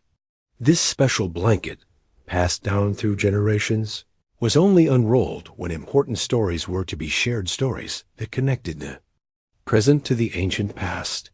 Tonight, he announced as the children gathered around the fire, sacred stories. The evening ritual had developed naturally over the 2 weeks since they had found refuge in the hidden grotto. After the day's work of gathering food, maintaining their shelter, and learning survival skills, they would come together around the fire as darkness settled over the canyon lands. In this quiet time between day and night, stories emerged like stars appearing in the twilight sky.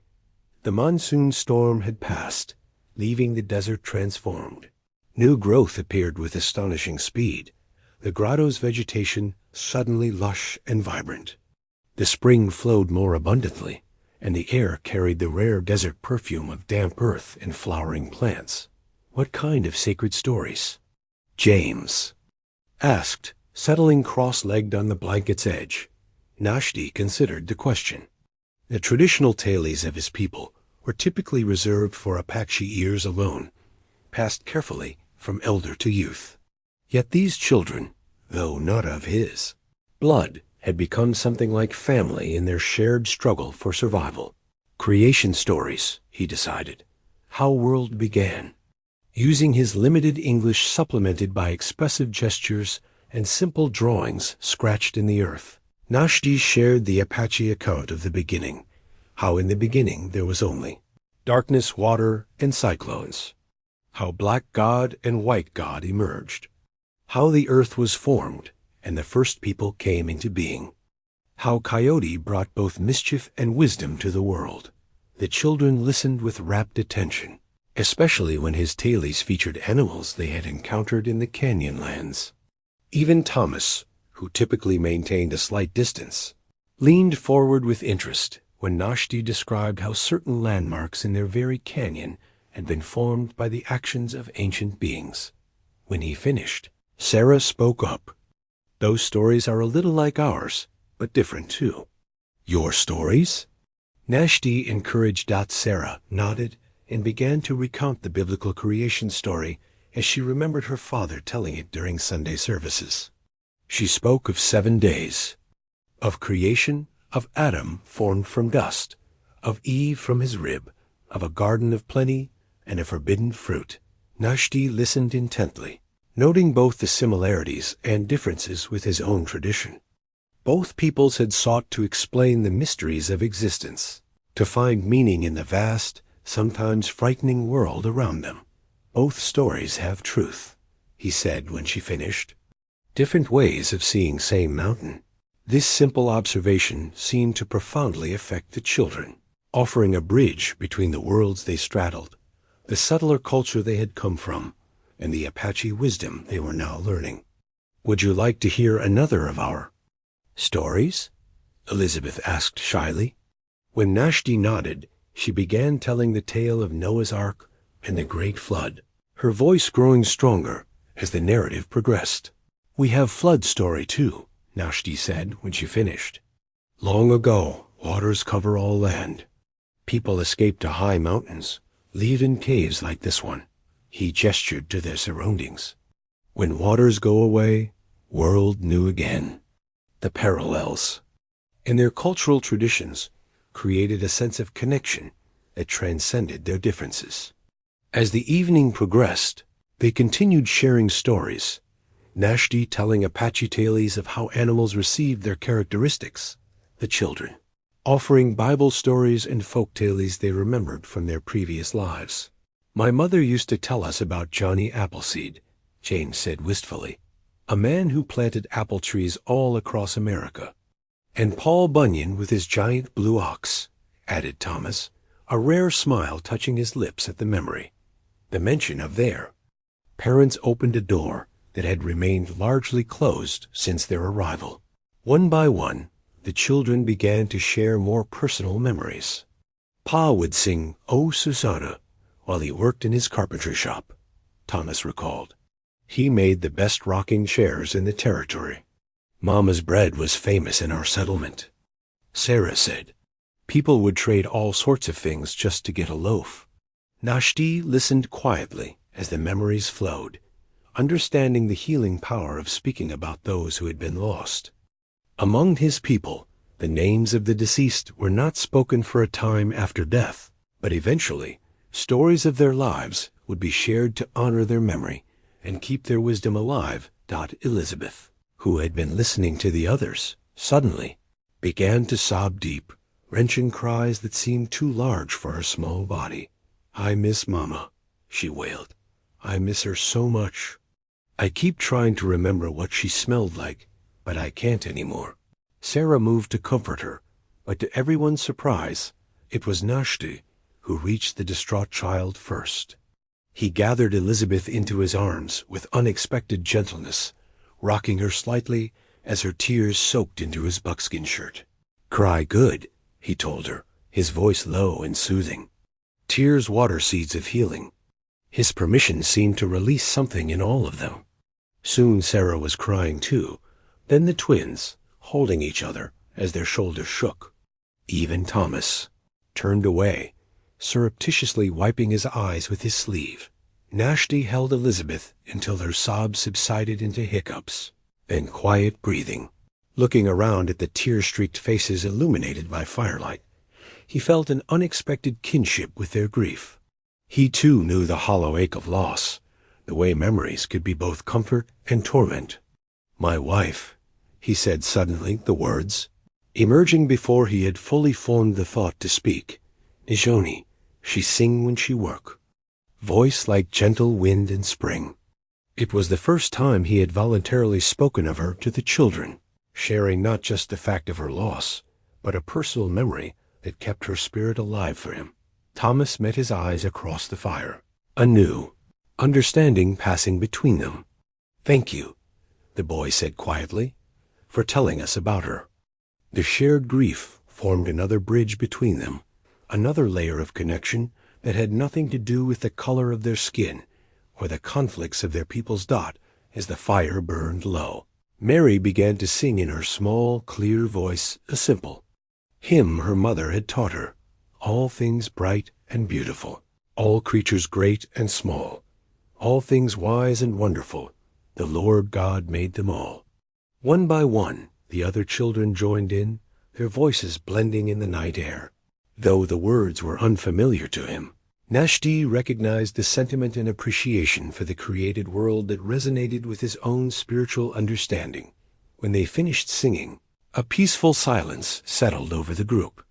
The night sharing had exhausted them emotionally, but there was a sense of unburdening, as if speaking of their lost loved ones had lightened the weight they had been carrying. "Story's important," Náshdí said, as they prepared to retire to their sleeping places. "Keep people alive in heart, even when gone from world." It was a wisdom both ancient and immediate, connecting the Apache elders' lifetime of experience to the children's fresh wounds of loss. Another thread binding their unlikely family together. The warning drum sat at Náshdí's side, its taut hide still vibrating from the rapid pattern he had just struck, 3 short beats followed by one long, the signal that meant danger approaches. The small instrument, barely larger than his hand, was designed to carry its message across distances, the sound traveling through canyon walls in ways the human voice could not. He had been teaching Thomas and James to identify edible roots near the grotto's edge when his senses alerted him to another presence. Years of living as a scout had honed his awareness to the slightest disturbances, the subtle shift in birdsong, the almost imperceptible scent of wood smoke on the breeze, the feeling of being watched. Inside, he had told the boys quietly, but firmly, "Take others to back cave. Stay until I call." Thomas had immediately understood the gravity of the situation, gathering the other children without question and ushering them to the most remote cave in their sanctuary. Now Náshdí stood, at the narrow entrance to the grotto, knife in hand, waiting. The warning drum's message would have been clear to any Apache in the vicinity. I know you are there. Approach with peaceful intent, or not at all. The shadow that detached itself from the canyon wall moved with the fluid grace of a practiced scout. A man perhaps 10 years younger than Náshdí, lean and hard-muscled, with a face painted for war horizontal red stripes across the cheekbones, a single black line from forehead to chin. Black Knife, Náshdí greeted him in Apache, recognizing a warrior from his former band. You travel far from your hunting grounds. The younger man's eyes narrowed, taking in Náshdí's appearance, the gray-streaked hair, the weathered face. The quiet confidence of a warrior who had nothing to prove.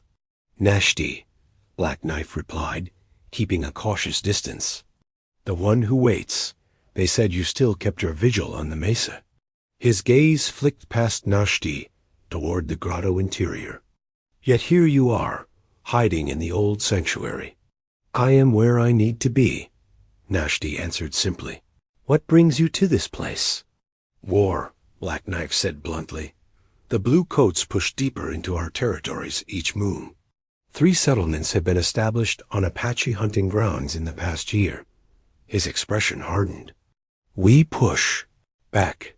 They respond with more soldiers. Náshdí absorbed this information with a stoic face that revealed none of his concern. Escalating conflict meant increased danger for all Apache bands, settlers, and especially for his unusual charges. Your band sends you as messenger? He asked. Black Knife shook his head. I scout for War Chief Running Wolf. We tracked blue coats moving south from Fort Willoughby. They hunt someone. His eyes fixed on Náshdí with sudden intensity. They hunt children. White children who disappeared after our raid on the settlement called Redemption Creek. The statement hung between them, heavy with accusation and question. Náshdí kept his expression neutral, though his mind raced. Black Knife's presence was not coincidence. He had been following signs, perhaps the very same tracks Náshdí had tried so carefully to conceal. I have heard of this raid, Náshdí said carefully. Running Wolf's warriors? Black Knife nodded, pride evident in his posture. A great victory. We struck before dawn. Their guns were useless. Many scalps were taken. Náshdí felt a cold anger at the younger warriors boasting. There was no honor in attacking sleeping families, in orphaning children. And what of prisoners? He asked, keeping his voice even. Women taken? Something flickered in Black Knife's eyes. Caution, perhaps. Some. Most were killed. A few taken south to trade with the Mexicans. He paused, studying Náshdí's reaction. There is news you should hear, old one. A woman was traded 2 moons ago who spoke of an Apache husband. A healer woman with a turquoise pendant. Náshdí's heart seemed to stop, then resume at double pace. Where? He demanded, his composure cracking. Where was she taken? The Mexican settlement of Santa Luz, far to the south, Black Knife replied. But the news is old, and the Mexicans trade slaves frequently among their haciendas. Hope and despair warred within Náshdí's chest. News of Nizhoni, the first concrete lead in years, yet so far away, perhaps already gone again. Black Knife took a step closer, his hand casually near his knife. But you have not answered my question, Náshdí. The white children who escaped the raid. Have you seen them? Before Náshdí could respond, a small voice called from behind him. Náshdí? Who's that man? Mary stood just inside the grotto entrance, her small face curious rather than frightened. Despite Thomas's best efforts, the 4-year-old had slipped away, drawn by the sound of voices. Black Knife's expression transformed from suspicion to shock, then to disgust. His knife was in his hand in an instant. You harbor the enemy's young? He hissed in Apache. While our people fight and die? Náshdí moved with the speed of his youth, placing himself squarely between Mary and the younger warrior. "She is under my protection," he said, his voice deadly quiet. "As are the others." "Others?" Black Knife's disgust deepened. "How many white children do you hide, traitor?" "Go back, Mary," Náshdí said in English without turning. "Go to Thomas now." The little girl hesitated, sensing the tension, then retreated. "Into the grotto. You dishonor your people," Black Knife spat. "You betray your wife's memory by protecting the children of those who took her." Náshdí's hand tightened on his knife, but his voice remained controlled. "I protect innocent ones, who had no part in war, as would Náshdí, who healed all who came to her, regardless of their people." "Running Wolf will hear of this," Black Knife threatened. "All Apache will know of your betrayal." "Tell him what you wish," Náshdí replied. "But know this any. Who threatened these children threatened me. I have not forgotten how to fight, young one." Something in Náshdí's steady gaze made Black Knife reconsider. Despite his age, Náshdí's reputation as a warrior remained legendary among the Apache bands. Even in his prime, Black Knife would have hesitated to challenge him directly. "The spirits will judge your actions," the younger warrior said finally, taking a step back. "When the Bluecoats find you with their stolen children, perhaps they will kill you quickly." "Perhaps," Náshdí acknowledged. "Or perhaps they will see truth." Black Knife's lip curled in disdain. "I will not attack an elder of the people, even one who has lost his way. But neither will I help you when others come." He began backing toward the narrow exit. The woman with the turquoise pendant asked for an Apache scout named Náshdí.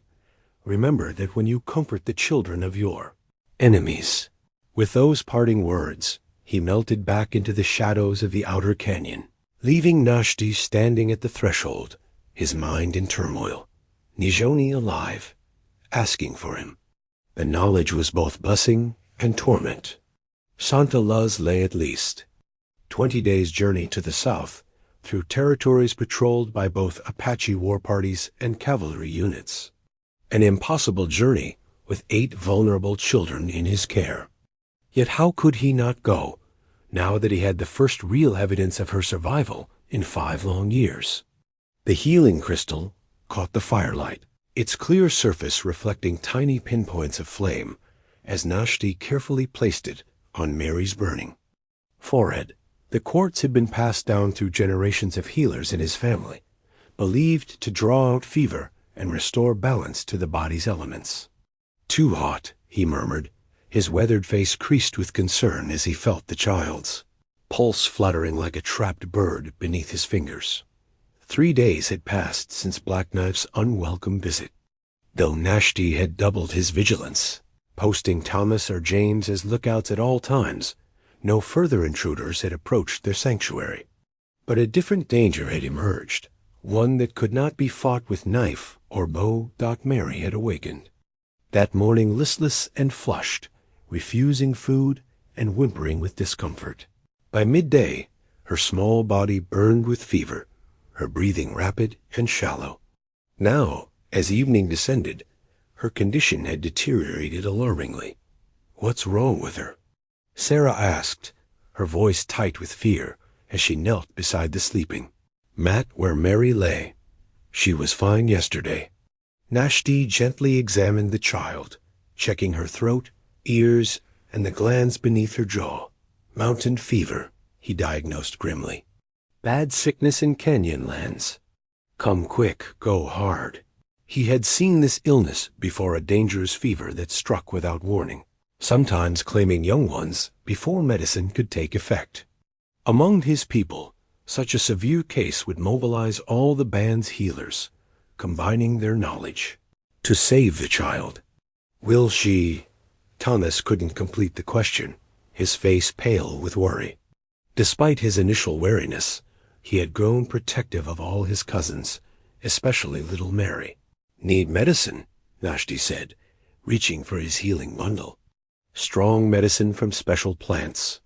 He spread out his available herbs, mentally cataloging what he had and what he lacked. The bundle contained some fever remedies, willow bark, elderberry, yarrow, but not the most potent combination needed for such a dangerous case. Need more, he decided, rising swiftly. Must gather. I'll come with you, Thomas volunteered immediately. Náshdí shook his head. Need you here. Watch for danger. He turned to Sarah. You help gather. No plants now. Sarah nodded solemnly. She had shown a natural aptitude for identifying medicinal plants, absorbing Náshdí's teachings with keen interest. James, come too, Náshdí continued. Strong hands for digging roots. To the others, he gave clear instructions. Keep Mary cool with damp cloths, give her sips of water whenever possible. Maintain the fire at a steady temperature, and alert Thomas immediately of any change in her condition. The sun was already dipping. Toward the western canyon rim, as Náshdí led Sarah and James out of the grotto. Time was precious. Certain plants needed to be gathered at specific times of day to retain their potency, and the child's fever was climbing rapidly. What are we looking for? Sarah asked as they moved swiftly through the brush. Yellow flower with spiky leaves, Náshdí explained, making a gesture to indicate the plant's shape. Grow in shady places. Root very powerful for fever. They split up to cover more ground, staying within calling distance of each other. Náshdí moved with purpose, his eyes scanning the vegetation with practiced efficiency. After 20 minutes of searching, James's excited voice called out, Is this it? The boy pointed to a cluster of yellow flowers growing in the shadow of a boulder. Náshdí examined the plant and nodded approvingly. Yes. Good eyes, James. He showed the boy how to dig carefully around the plant to extract the entire root. System without damage. Medicine in roots. Must thank plant spirit for gift. James watched curiously as Náshdí murmured a brief prayer of thanks before harvesting the roots.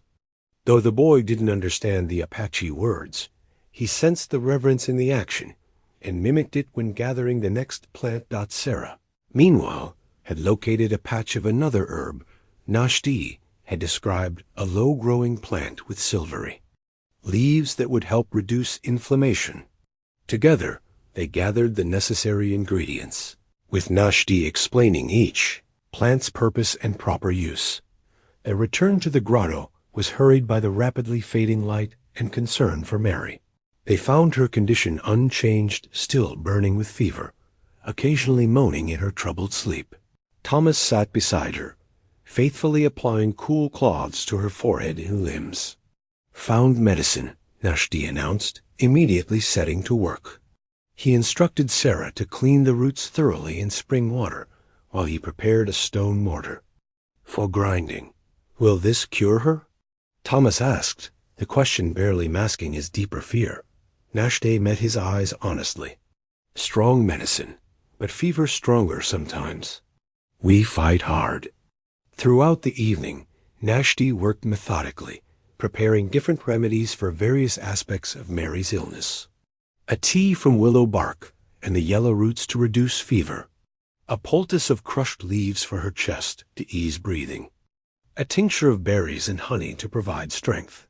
Sarah, he called, recognizing her natural healing instincts. You help. Watch, learn. Under his guidance, Sarah helped administer the remedies, her young hands quickly gaining confidence in the tasks. She held Mary's head while Náshdí spooned tiny amounts of the bitter tea between the child's parched lips, changed the poultices when they grew warm, and sang softly to comfort her cousin during moments of distress. Night deepened around them. The other children eventually succumbed to exhaustion, sleeping in shifts so that someone was always awake to help. Thomas refused to leave Mary's side, his young face set in determined lines that made him look far older than his 12 years. Náshdí maintained his vigil without complaint, applying his generations of healing knowledge with patient persistence. When one remedy showed no effect, he tried another, adjusting the combinations based on Mary's responses. Dawn approached with no improvement. If anything, Mary's condition had worsened, her breathing becoming more labored, her small body alternating between burning heat and alarming chills. "Need fresh water," Náshdí told Thomas during a moment when the fever seemed to stabilize slightly. "Special spring, far side of canyon. Stronger medicine than here." Thomas straightened immediately. "Alert, I'll go." Náshdí studied the exhausted boy, noting the dark circles beneath his eyes and the tremor of fatigue in his hands. Yet he also saw the determination, the need to take action rather than simply watch helplessly. "Dangerous alone," Náshdí cautioned. "Hidden path, easy to lose way." "I have to do something," Thomas insisted, his voice cracking. "Please." Náshdí recognized the plea for what it was, not just an offer of help, but a desperate need to contribute meaningfully to Mary's survival. He nodded slowly. "Take water pouch," he instructed, providing detailed directions to a small spring hidden within a rock formation. Water there touched by sun and moon together, very powerful. As Thomas departed on his mission, Náshdí turned back to his patient. Sarah had fallen asleep beside Mary, one hand still resting protectively on her cousin's arm. In the soft light of early dawn, the Apache warrior studied these children who had come to mean so much to him in such a short time. Despite his concern for Mary, another thought had occupied his mind since Black Knife's visit, the tantalizing news of Ngoni, possibly alive, waiting in a settlement far to the south. The knowledge both tore at his heart and strengthened his resolve to see these children safely through their current crisis. "Fight, little one," he whispered to Mary, placing the healing crystal once more upon her brow. "Náshdí fight with you." The dream catcher hung above Mary's sleeping mat, its willow hoop encircling an intricate web of sinew threads, adorned with small feathers and beads. Náshdí had crafted it during the second day of her illness, weaving prayers and protective intentions into each careful knot. Among his people, such talismans were believed to capture harmful spirits, while allowing beneficial dreams to pass through. To the sleeper, Thomas had returned with water from the sacred spring just as the sun cleared the eastern canyon rim. Despite his exhaustion from the difficult journey, he had insisted on helping Náshdí prepare a new medicine, combining the special water with herbs steeped under the first light of dawn. Together they had spooned the mixture between Mary's cracked lips, watching anxiously for any sign of improvement. By midday, no change was apparent. Mary's fever remained dangerously high, her breathing shallow and rapid. The other children took turns sitting with her, singing softly or telling stories as if their voices might guide her back from wherever her spirit wandered. Náshdí had not slept for nearly 2 days. Despite his stamina, hardened by decades of desert living, his body eventually demanded rest. As afternoon shadows lengthened across the grotto, he settled beside Mary's sleeping mat, determined to close his eyes for just a few moments, while Sarah maintained the cooling cloths on the child's forehead. "Wake me if any change," he instructed, his voice rough with fatigue. "Any change at all." Sarah nodded solemnly, her young face showing a maturity beyond her years. In the crisis, she had emerged as his most capable assistant, learning quickly how to administer the various remedies and how to monitor subtle changes in Mary's condition. Sleep claimed Náshdí almost instantly, pulling him into its depths like a swift current. At first, his dreams were fragmented, disconnected images of canyon walls, circling eagles, running water. Then the landscape of his dreams shifted, becoming more vivid, more coherent. He stood atop his familiar mesa, the one where he had kept his 5-year vigil. The sky above was unlike any he had ever seen, deepest indigo, scattered with stars of unusual brightness, though it seemed to be midday. The air around him felt charged with energy, like the moment before lightning strikes. "Náshdí."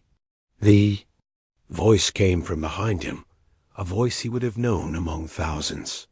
He turned slowly, hardly daring to believe. Ngoni stood several paces away, more beautiful than his memory had preserved.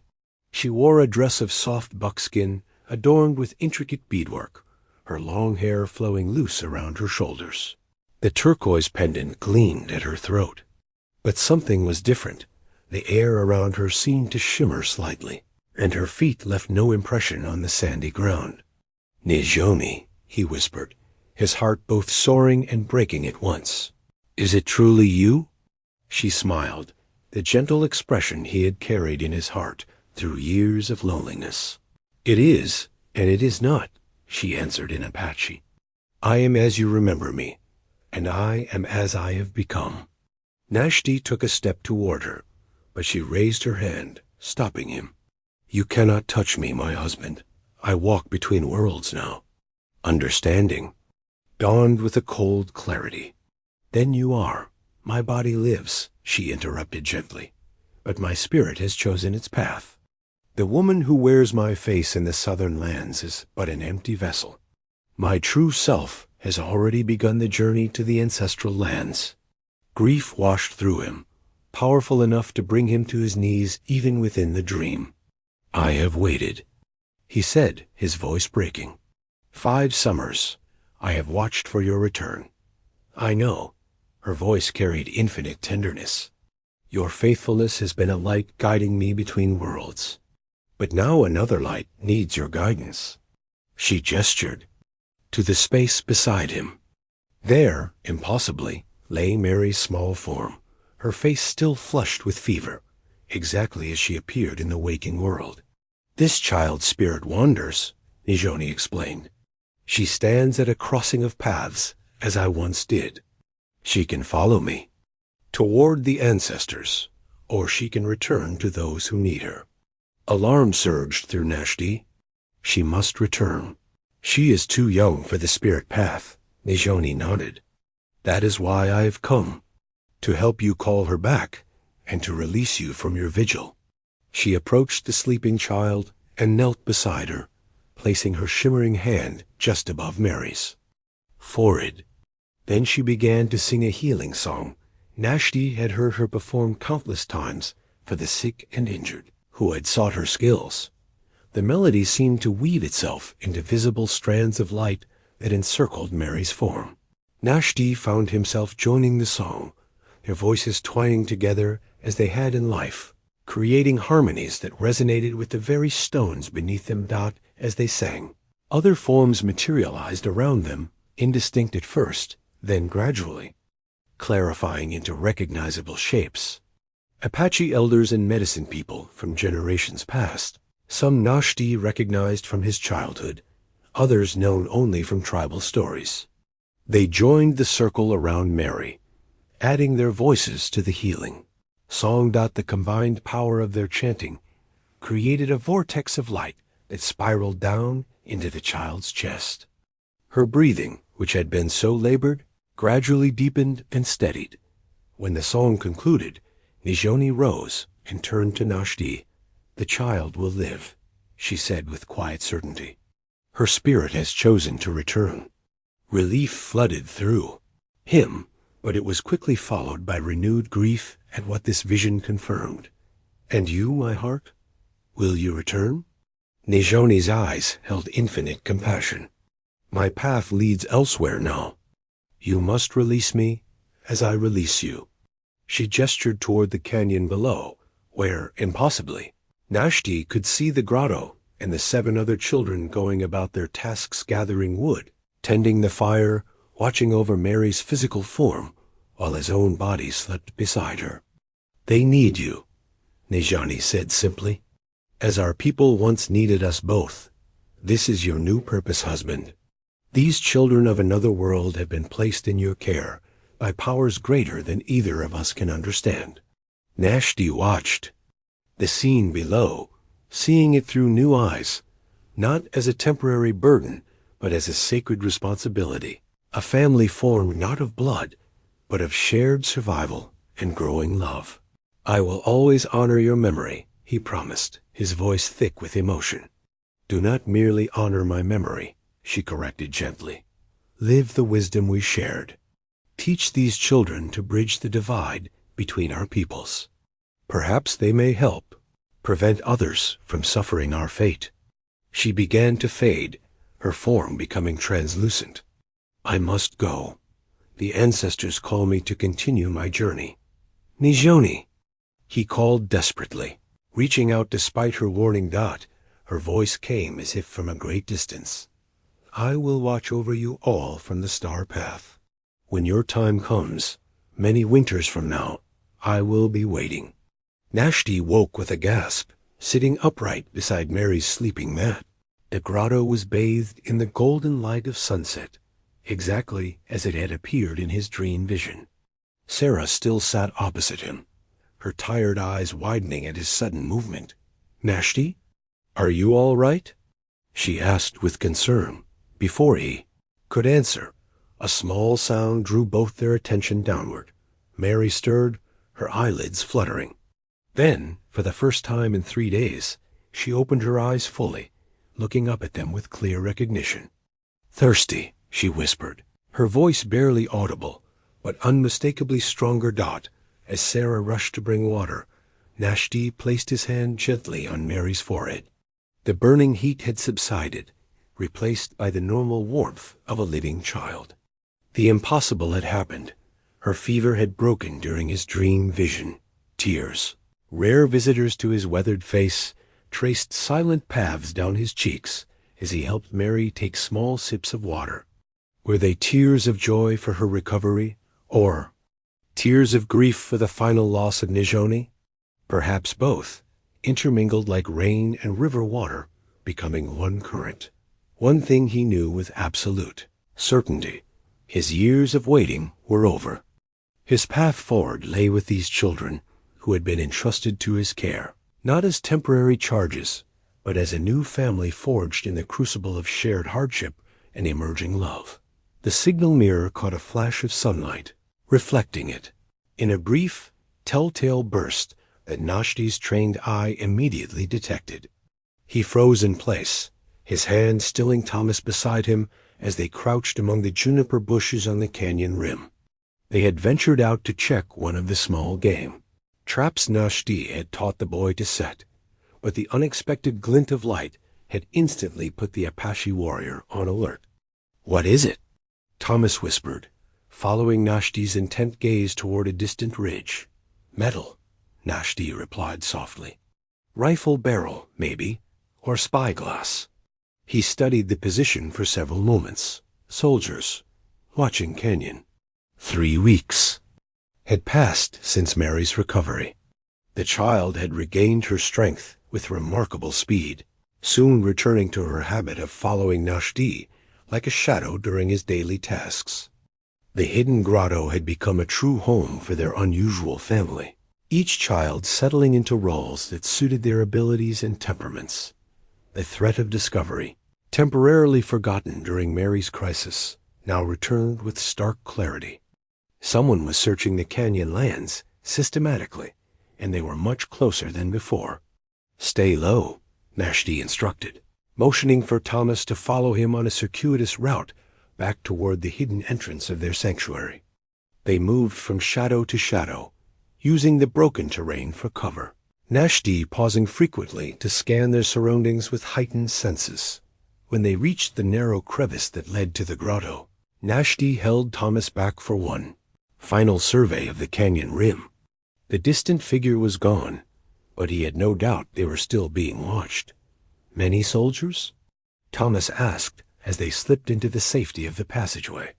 Not see how many, Náshdí answered, but close now, very close.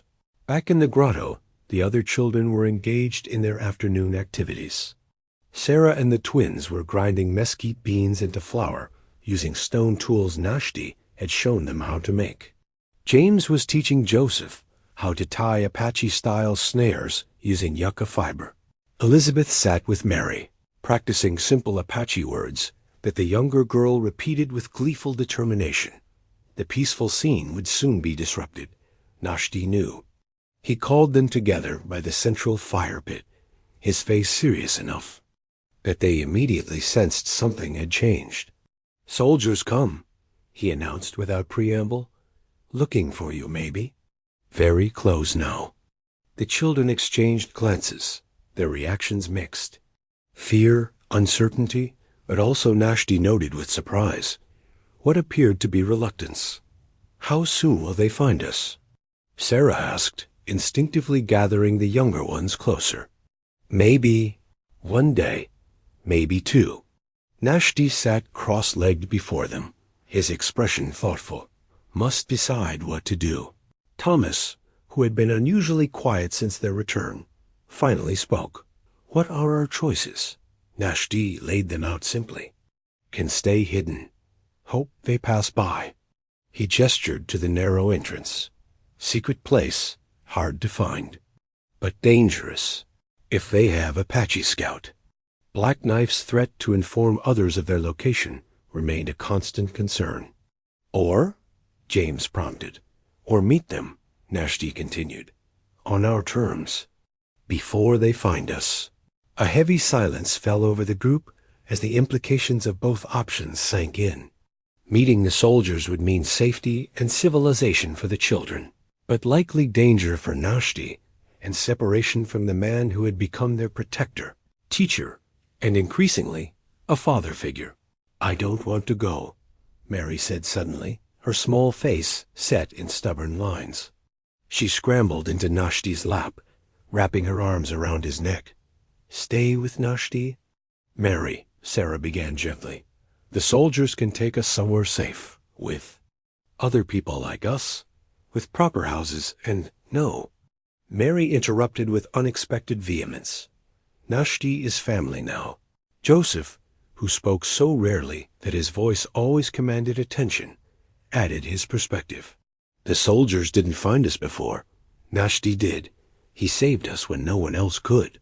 The twins nodded in agreement, their expressions showing a similar reluctance to leave their Apache guardian. Thomas had been watching this exchange with intense concentration. As the oldest, he felt the weight of responsibility for his cousins and siblings, a burden he had carried since the night of the attack.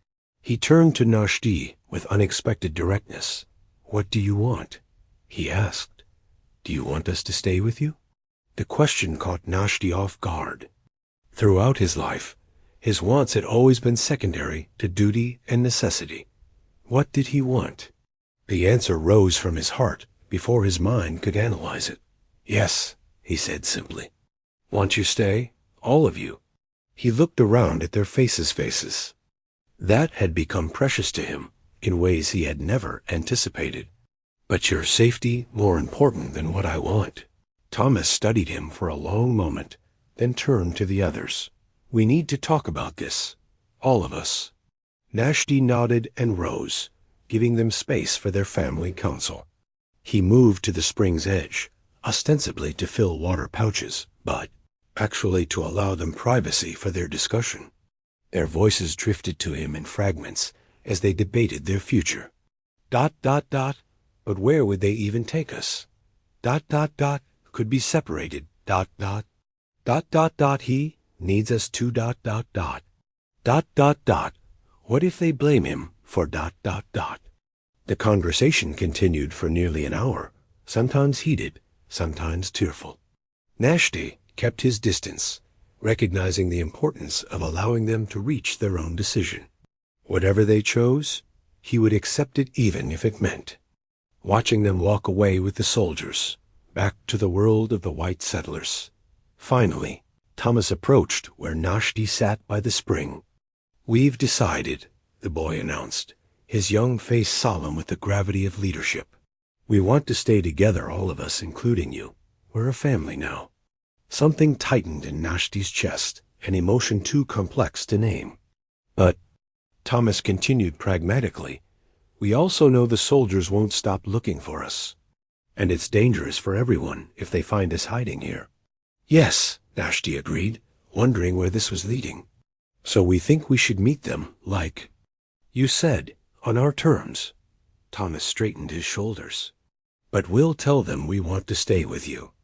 That you saved us, protected us. That you're our family now. Náshdí considered the boy's words carefully. Soldiers may not listen to children, he cautioned. May still take you, kill me. "Then we won't go with them," Thomas said with surprising firmness. "We'll run away and find you again." The simplicity and determination of the boy's statement moved Náshdí deeply. In Thomas's eyes, he saw not just the child he had first encountered, suspicious and afraid, but a young man making a conscious choice about where he belonged. "First, we see if they listen," Náshdí decided. "If not, ... He left the alternative unspoken, but understood ... with their course decided. They began preparations for the momentous meeting. Náshdí outlined his plan. They would approach the soldiers openly, under a flag of truce, with Thomas acting as spokesman. The meeting would take place on open ground, with escape routes prepared if things went badly. That night, as the children slept, Náshdí sat beside the dying fire, the eagle feather talisman in his hands. He thought of Náshdí's words in his dream vision. Teach these children to bridge the divide between our peoples.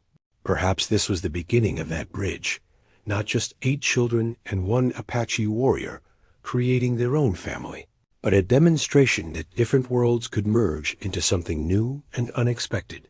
Tomorrow would bring either a new beginning or a desperate flight. Either way, they would face it together. The white flag fluttered in the morning breeze, a simple piece of cloth torn from Sarah's petticoat and tied to a juniper branch. Náshdí held it aloft as he and Thomas emerged from the shelter of the canyon walls into the open basin where they had arranged to meet the search party. The universal symbol of truce had been recognized across tribal boundaries and military conflicts for generations. Náshdí could only hope it would be honored today. They had spotted the cavalry patrol the previous afternoon.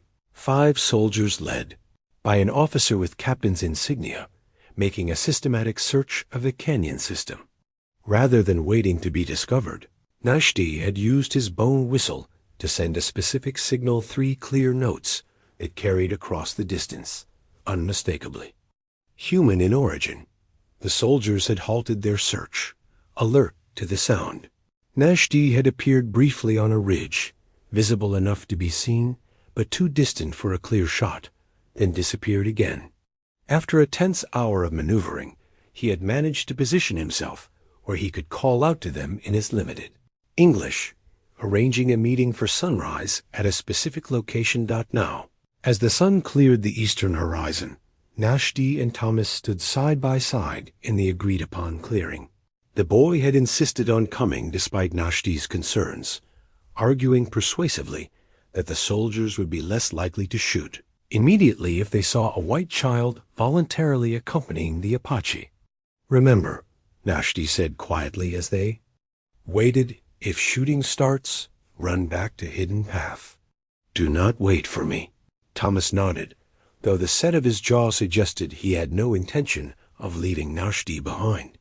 The boy had changed profoundly from the suspicious, frightened child who had first arrived at Náshdí's camp. His face had tanned from desert. Living, his body had grown leaner and stronger, and his eyes held a newfound confidence. He wore a mixture of his original subtler clothing and Apache-style garments, crafted by Náshdí, visible symbol of his existence between 2 worlds. Movement at the far edge of the basin drew their attention. The cavalry patrol emerged from the brush, rifles ready, but not aimed directly at them. The captain, a weathered man perhaps in his early 40s, raised his hand to halt his men at a cautious distance. "That's far enough, Apache," he called out, his voice carrying clearly across the open space. Then his eyes fell on Thomas. Invisible shock registered on his face. "Boy, are you Thomas Aldridge from Redemption Creek?" Thomas stepped forward, standing tall beside Náshdí. "Yes, sir, that's me." "Thank God," the captain muttered, audible in the still morning air. "Are the others with you?"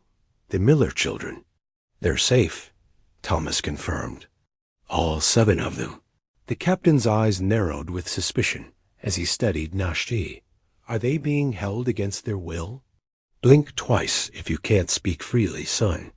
Thomas's expression hardened with unexpected maturity. "Nobody's being held against their Will, Captain. Náshdí saved our lives.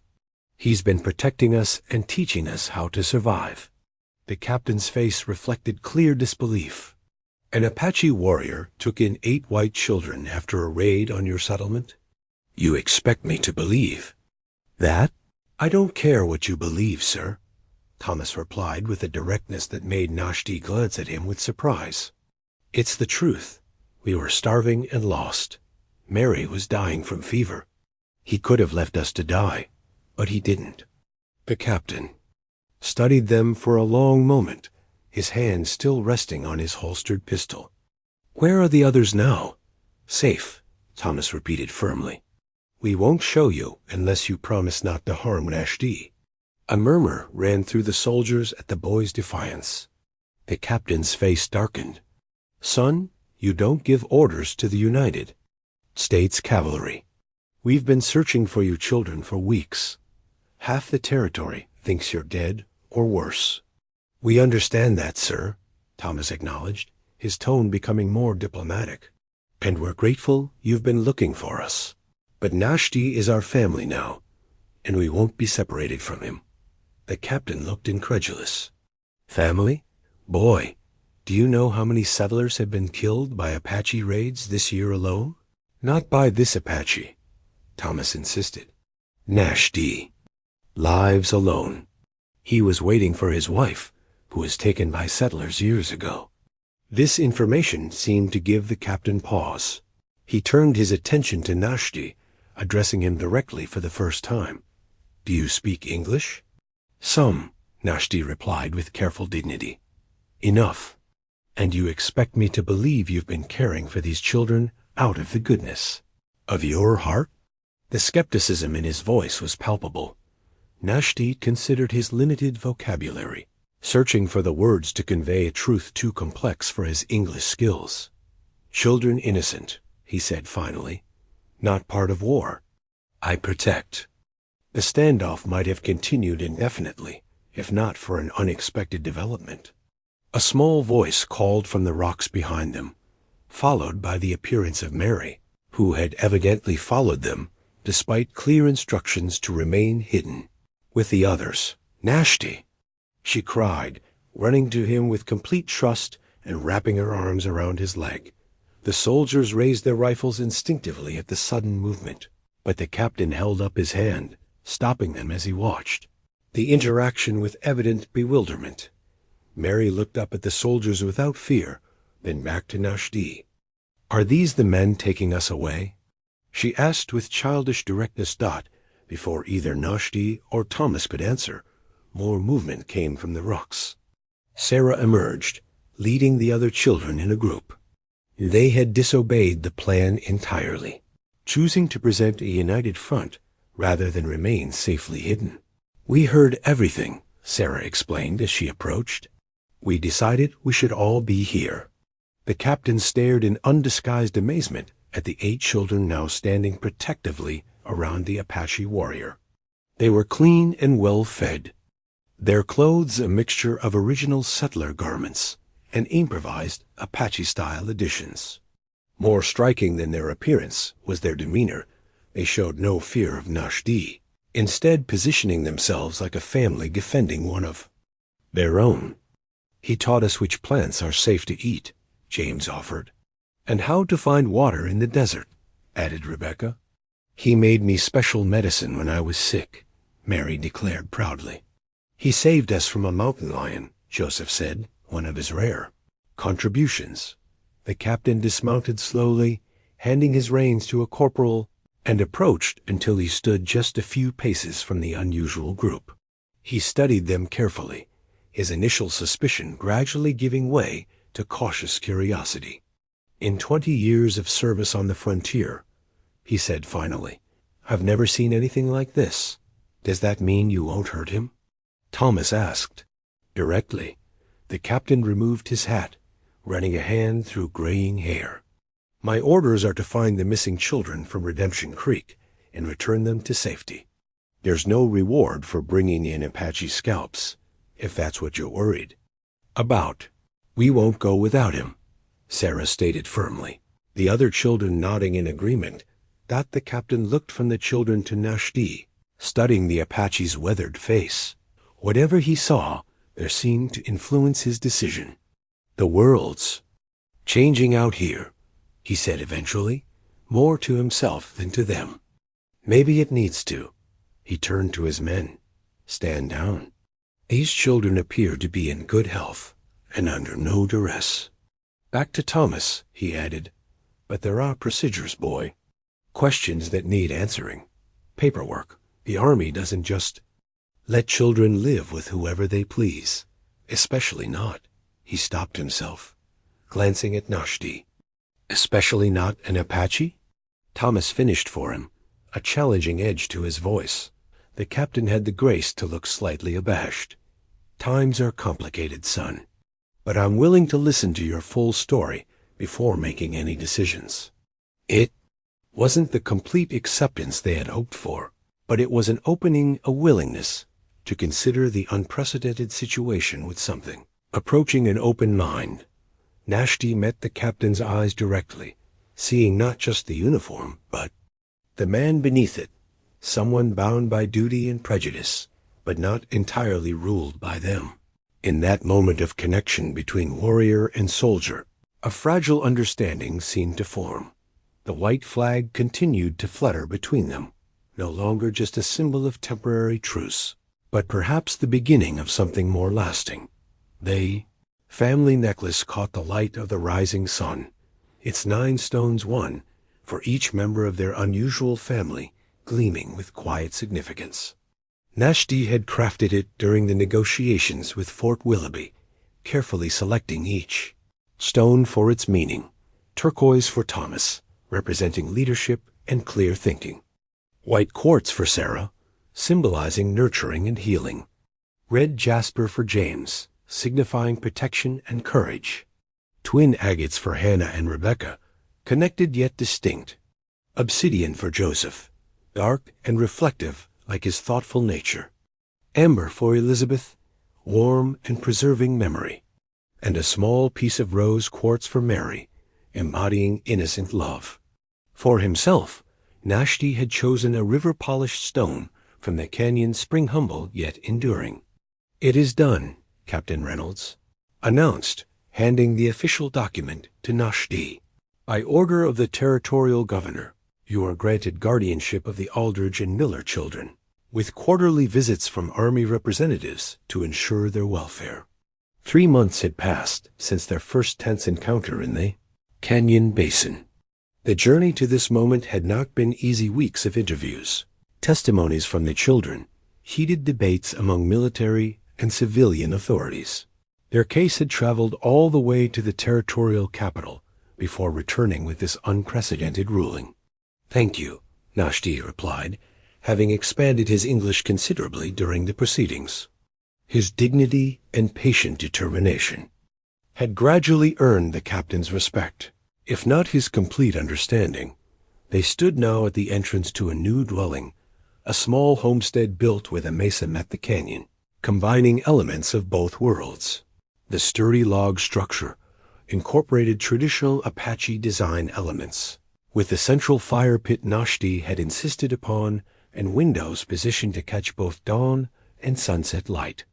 Around it, they had already begun a garden where familiar settler crops grew alongside native desert plants. "You understand this arrangement will be watched closely," the captain added. "There are many who disagree with the governor's decision." "We understand," Thomas answered, standing tall beside Náshdí. At 13 now, he carried himself with the confidence of someone who had found his place in the world, however unconventional. When the captain and his escort had departed, the family gathered at the mesa's edge. Náshdí removed the turquoise pendant from its special pouch, the last physical connection to Nizhoni. Following his dream vision, he had finally accepted that, while her body might still exist somewhere in the south, her spirit had chosen its own path. "Today we remember those we have lost," he said, his voice steady despite the emotion beneath it. "And we honor new beginnings." One by one, each child placed a memento of their parents into a small ceremonial fire, a wooden button from a father's shirt, a scrap of a mother's handkerchief, small tokens of lives interrupted. Náshdí added a lock of Nijoni's hair he had preserved through the years. As smoke carried these offerings skyward, he raised the family necklace high, then placed it around Thomas's neck as the eldest. From many paths, one family, he said, using words they had chosen together. From two worlds, one home. The children responded in unison, using the Apache phrase he had taught them. Many stones, one river. As dawn fully illuminated the landscape, their silhouettes stood defined against the sky, 9 figures of varying heights, united by something stronger than blood. Below them, the canyon lands stretched into the distance, harsh, beautiful, and enduring, like the bonds they had forged in its embrace. Náshdí looked at these children who had become his own, and for the first time in many years felt the circle of his life complete, not as he had once imagined it, but perhaps as it was always meant to be.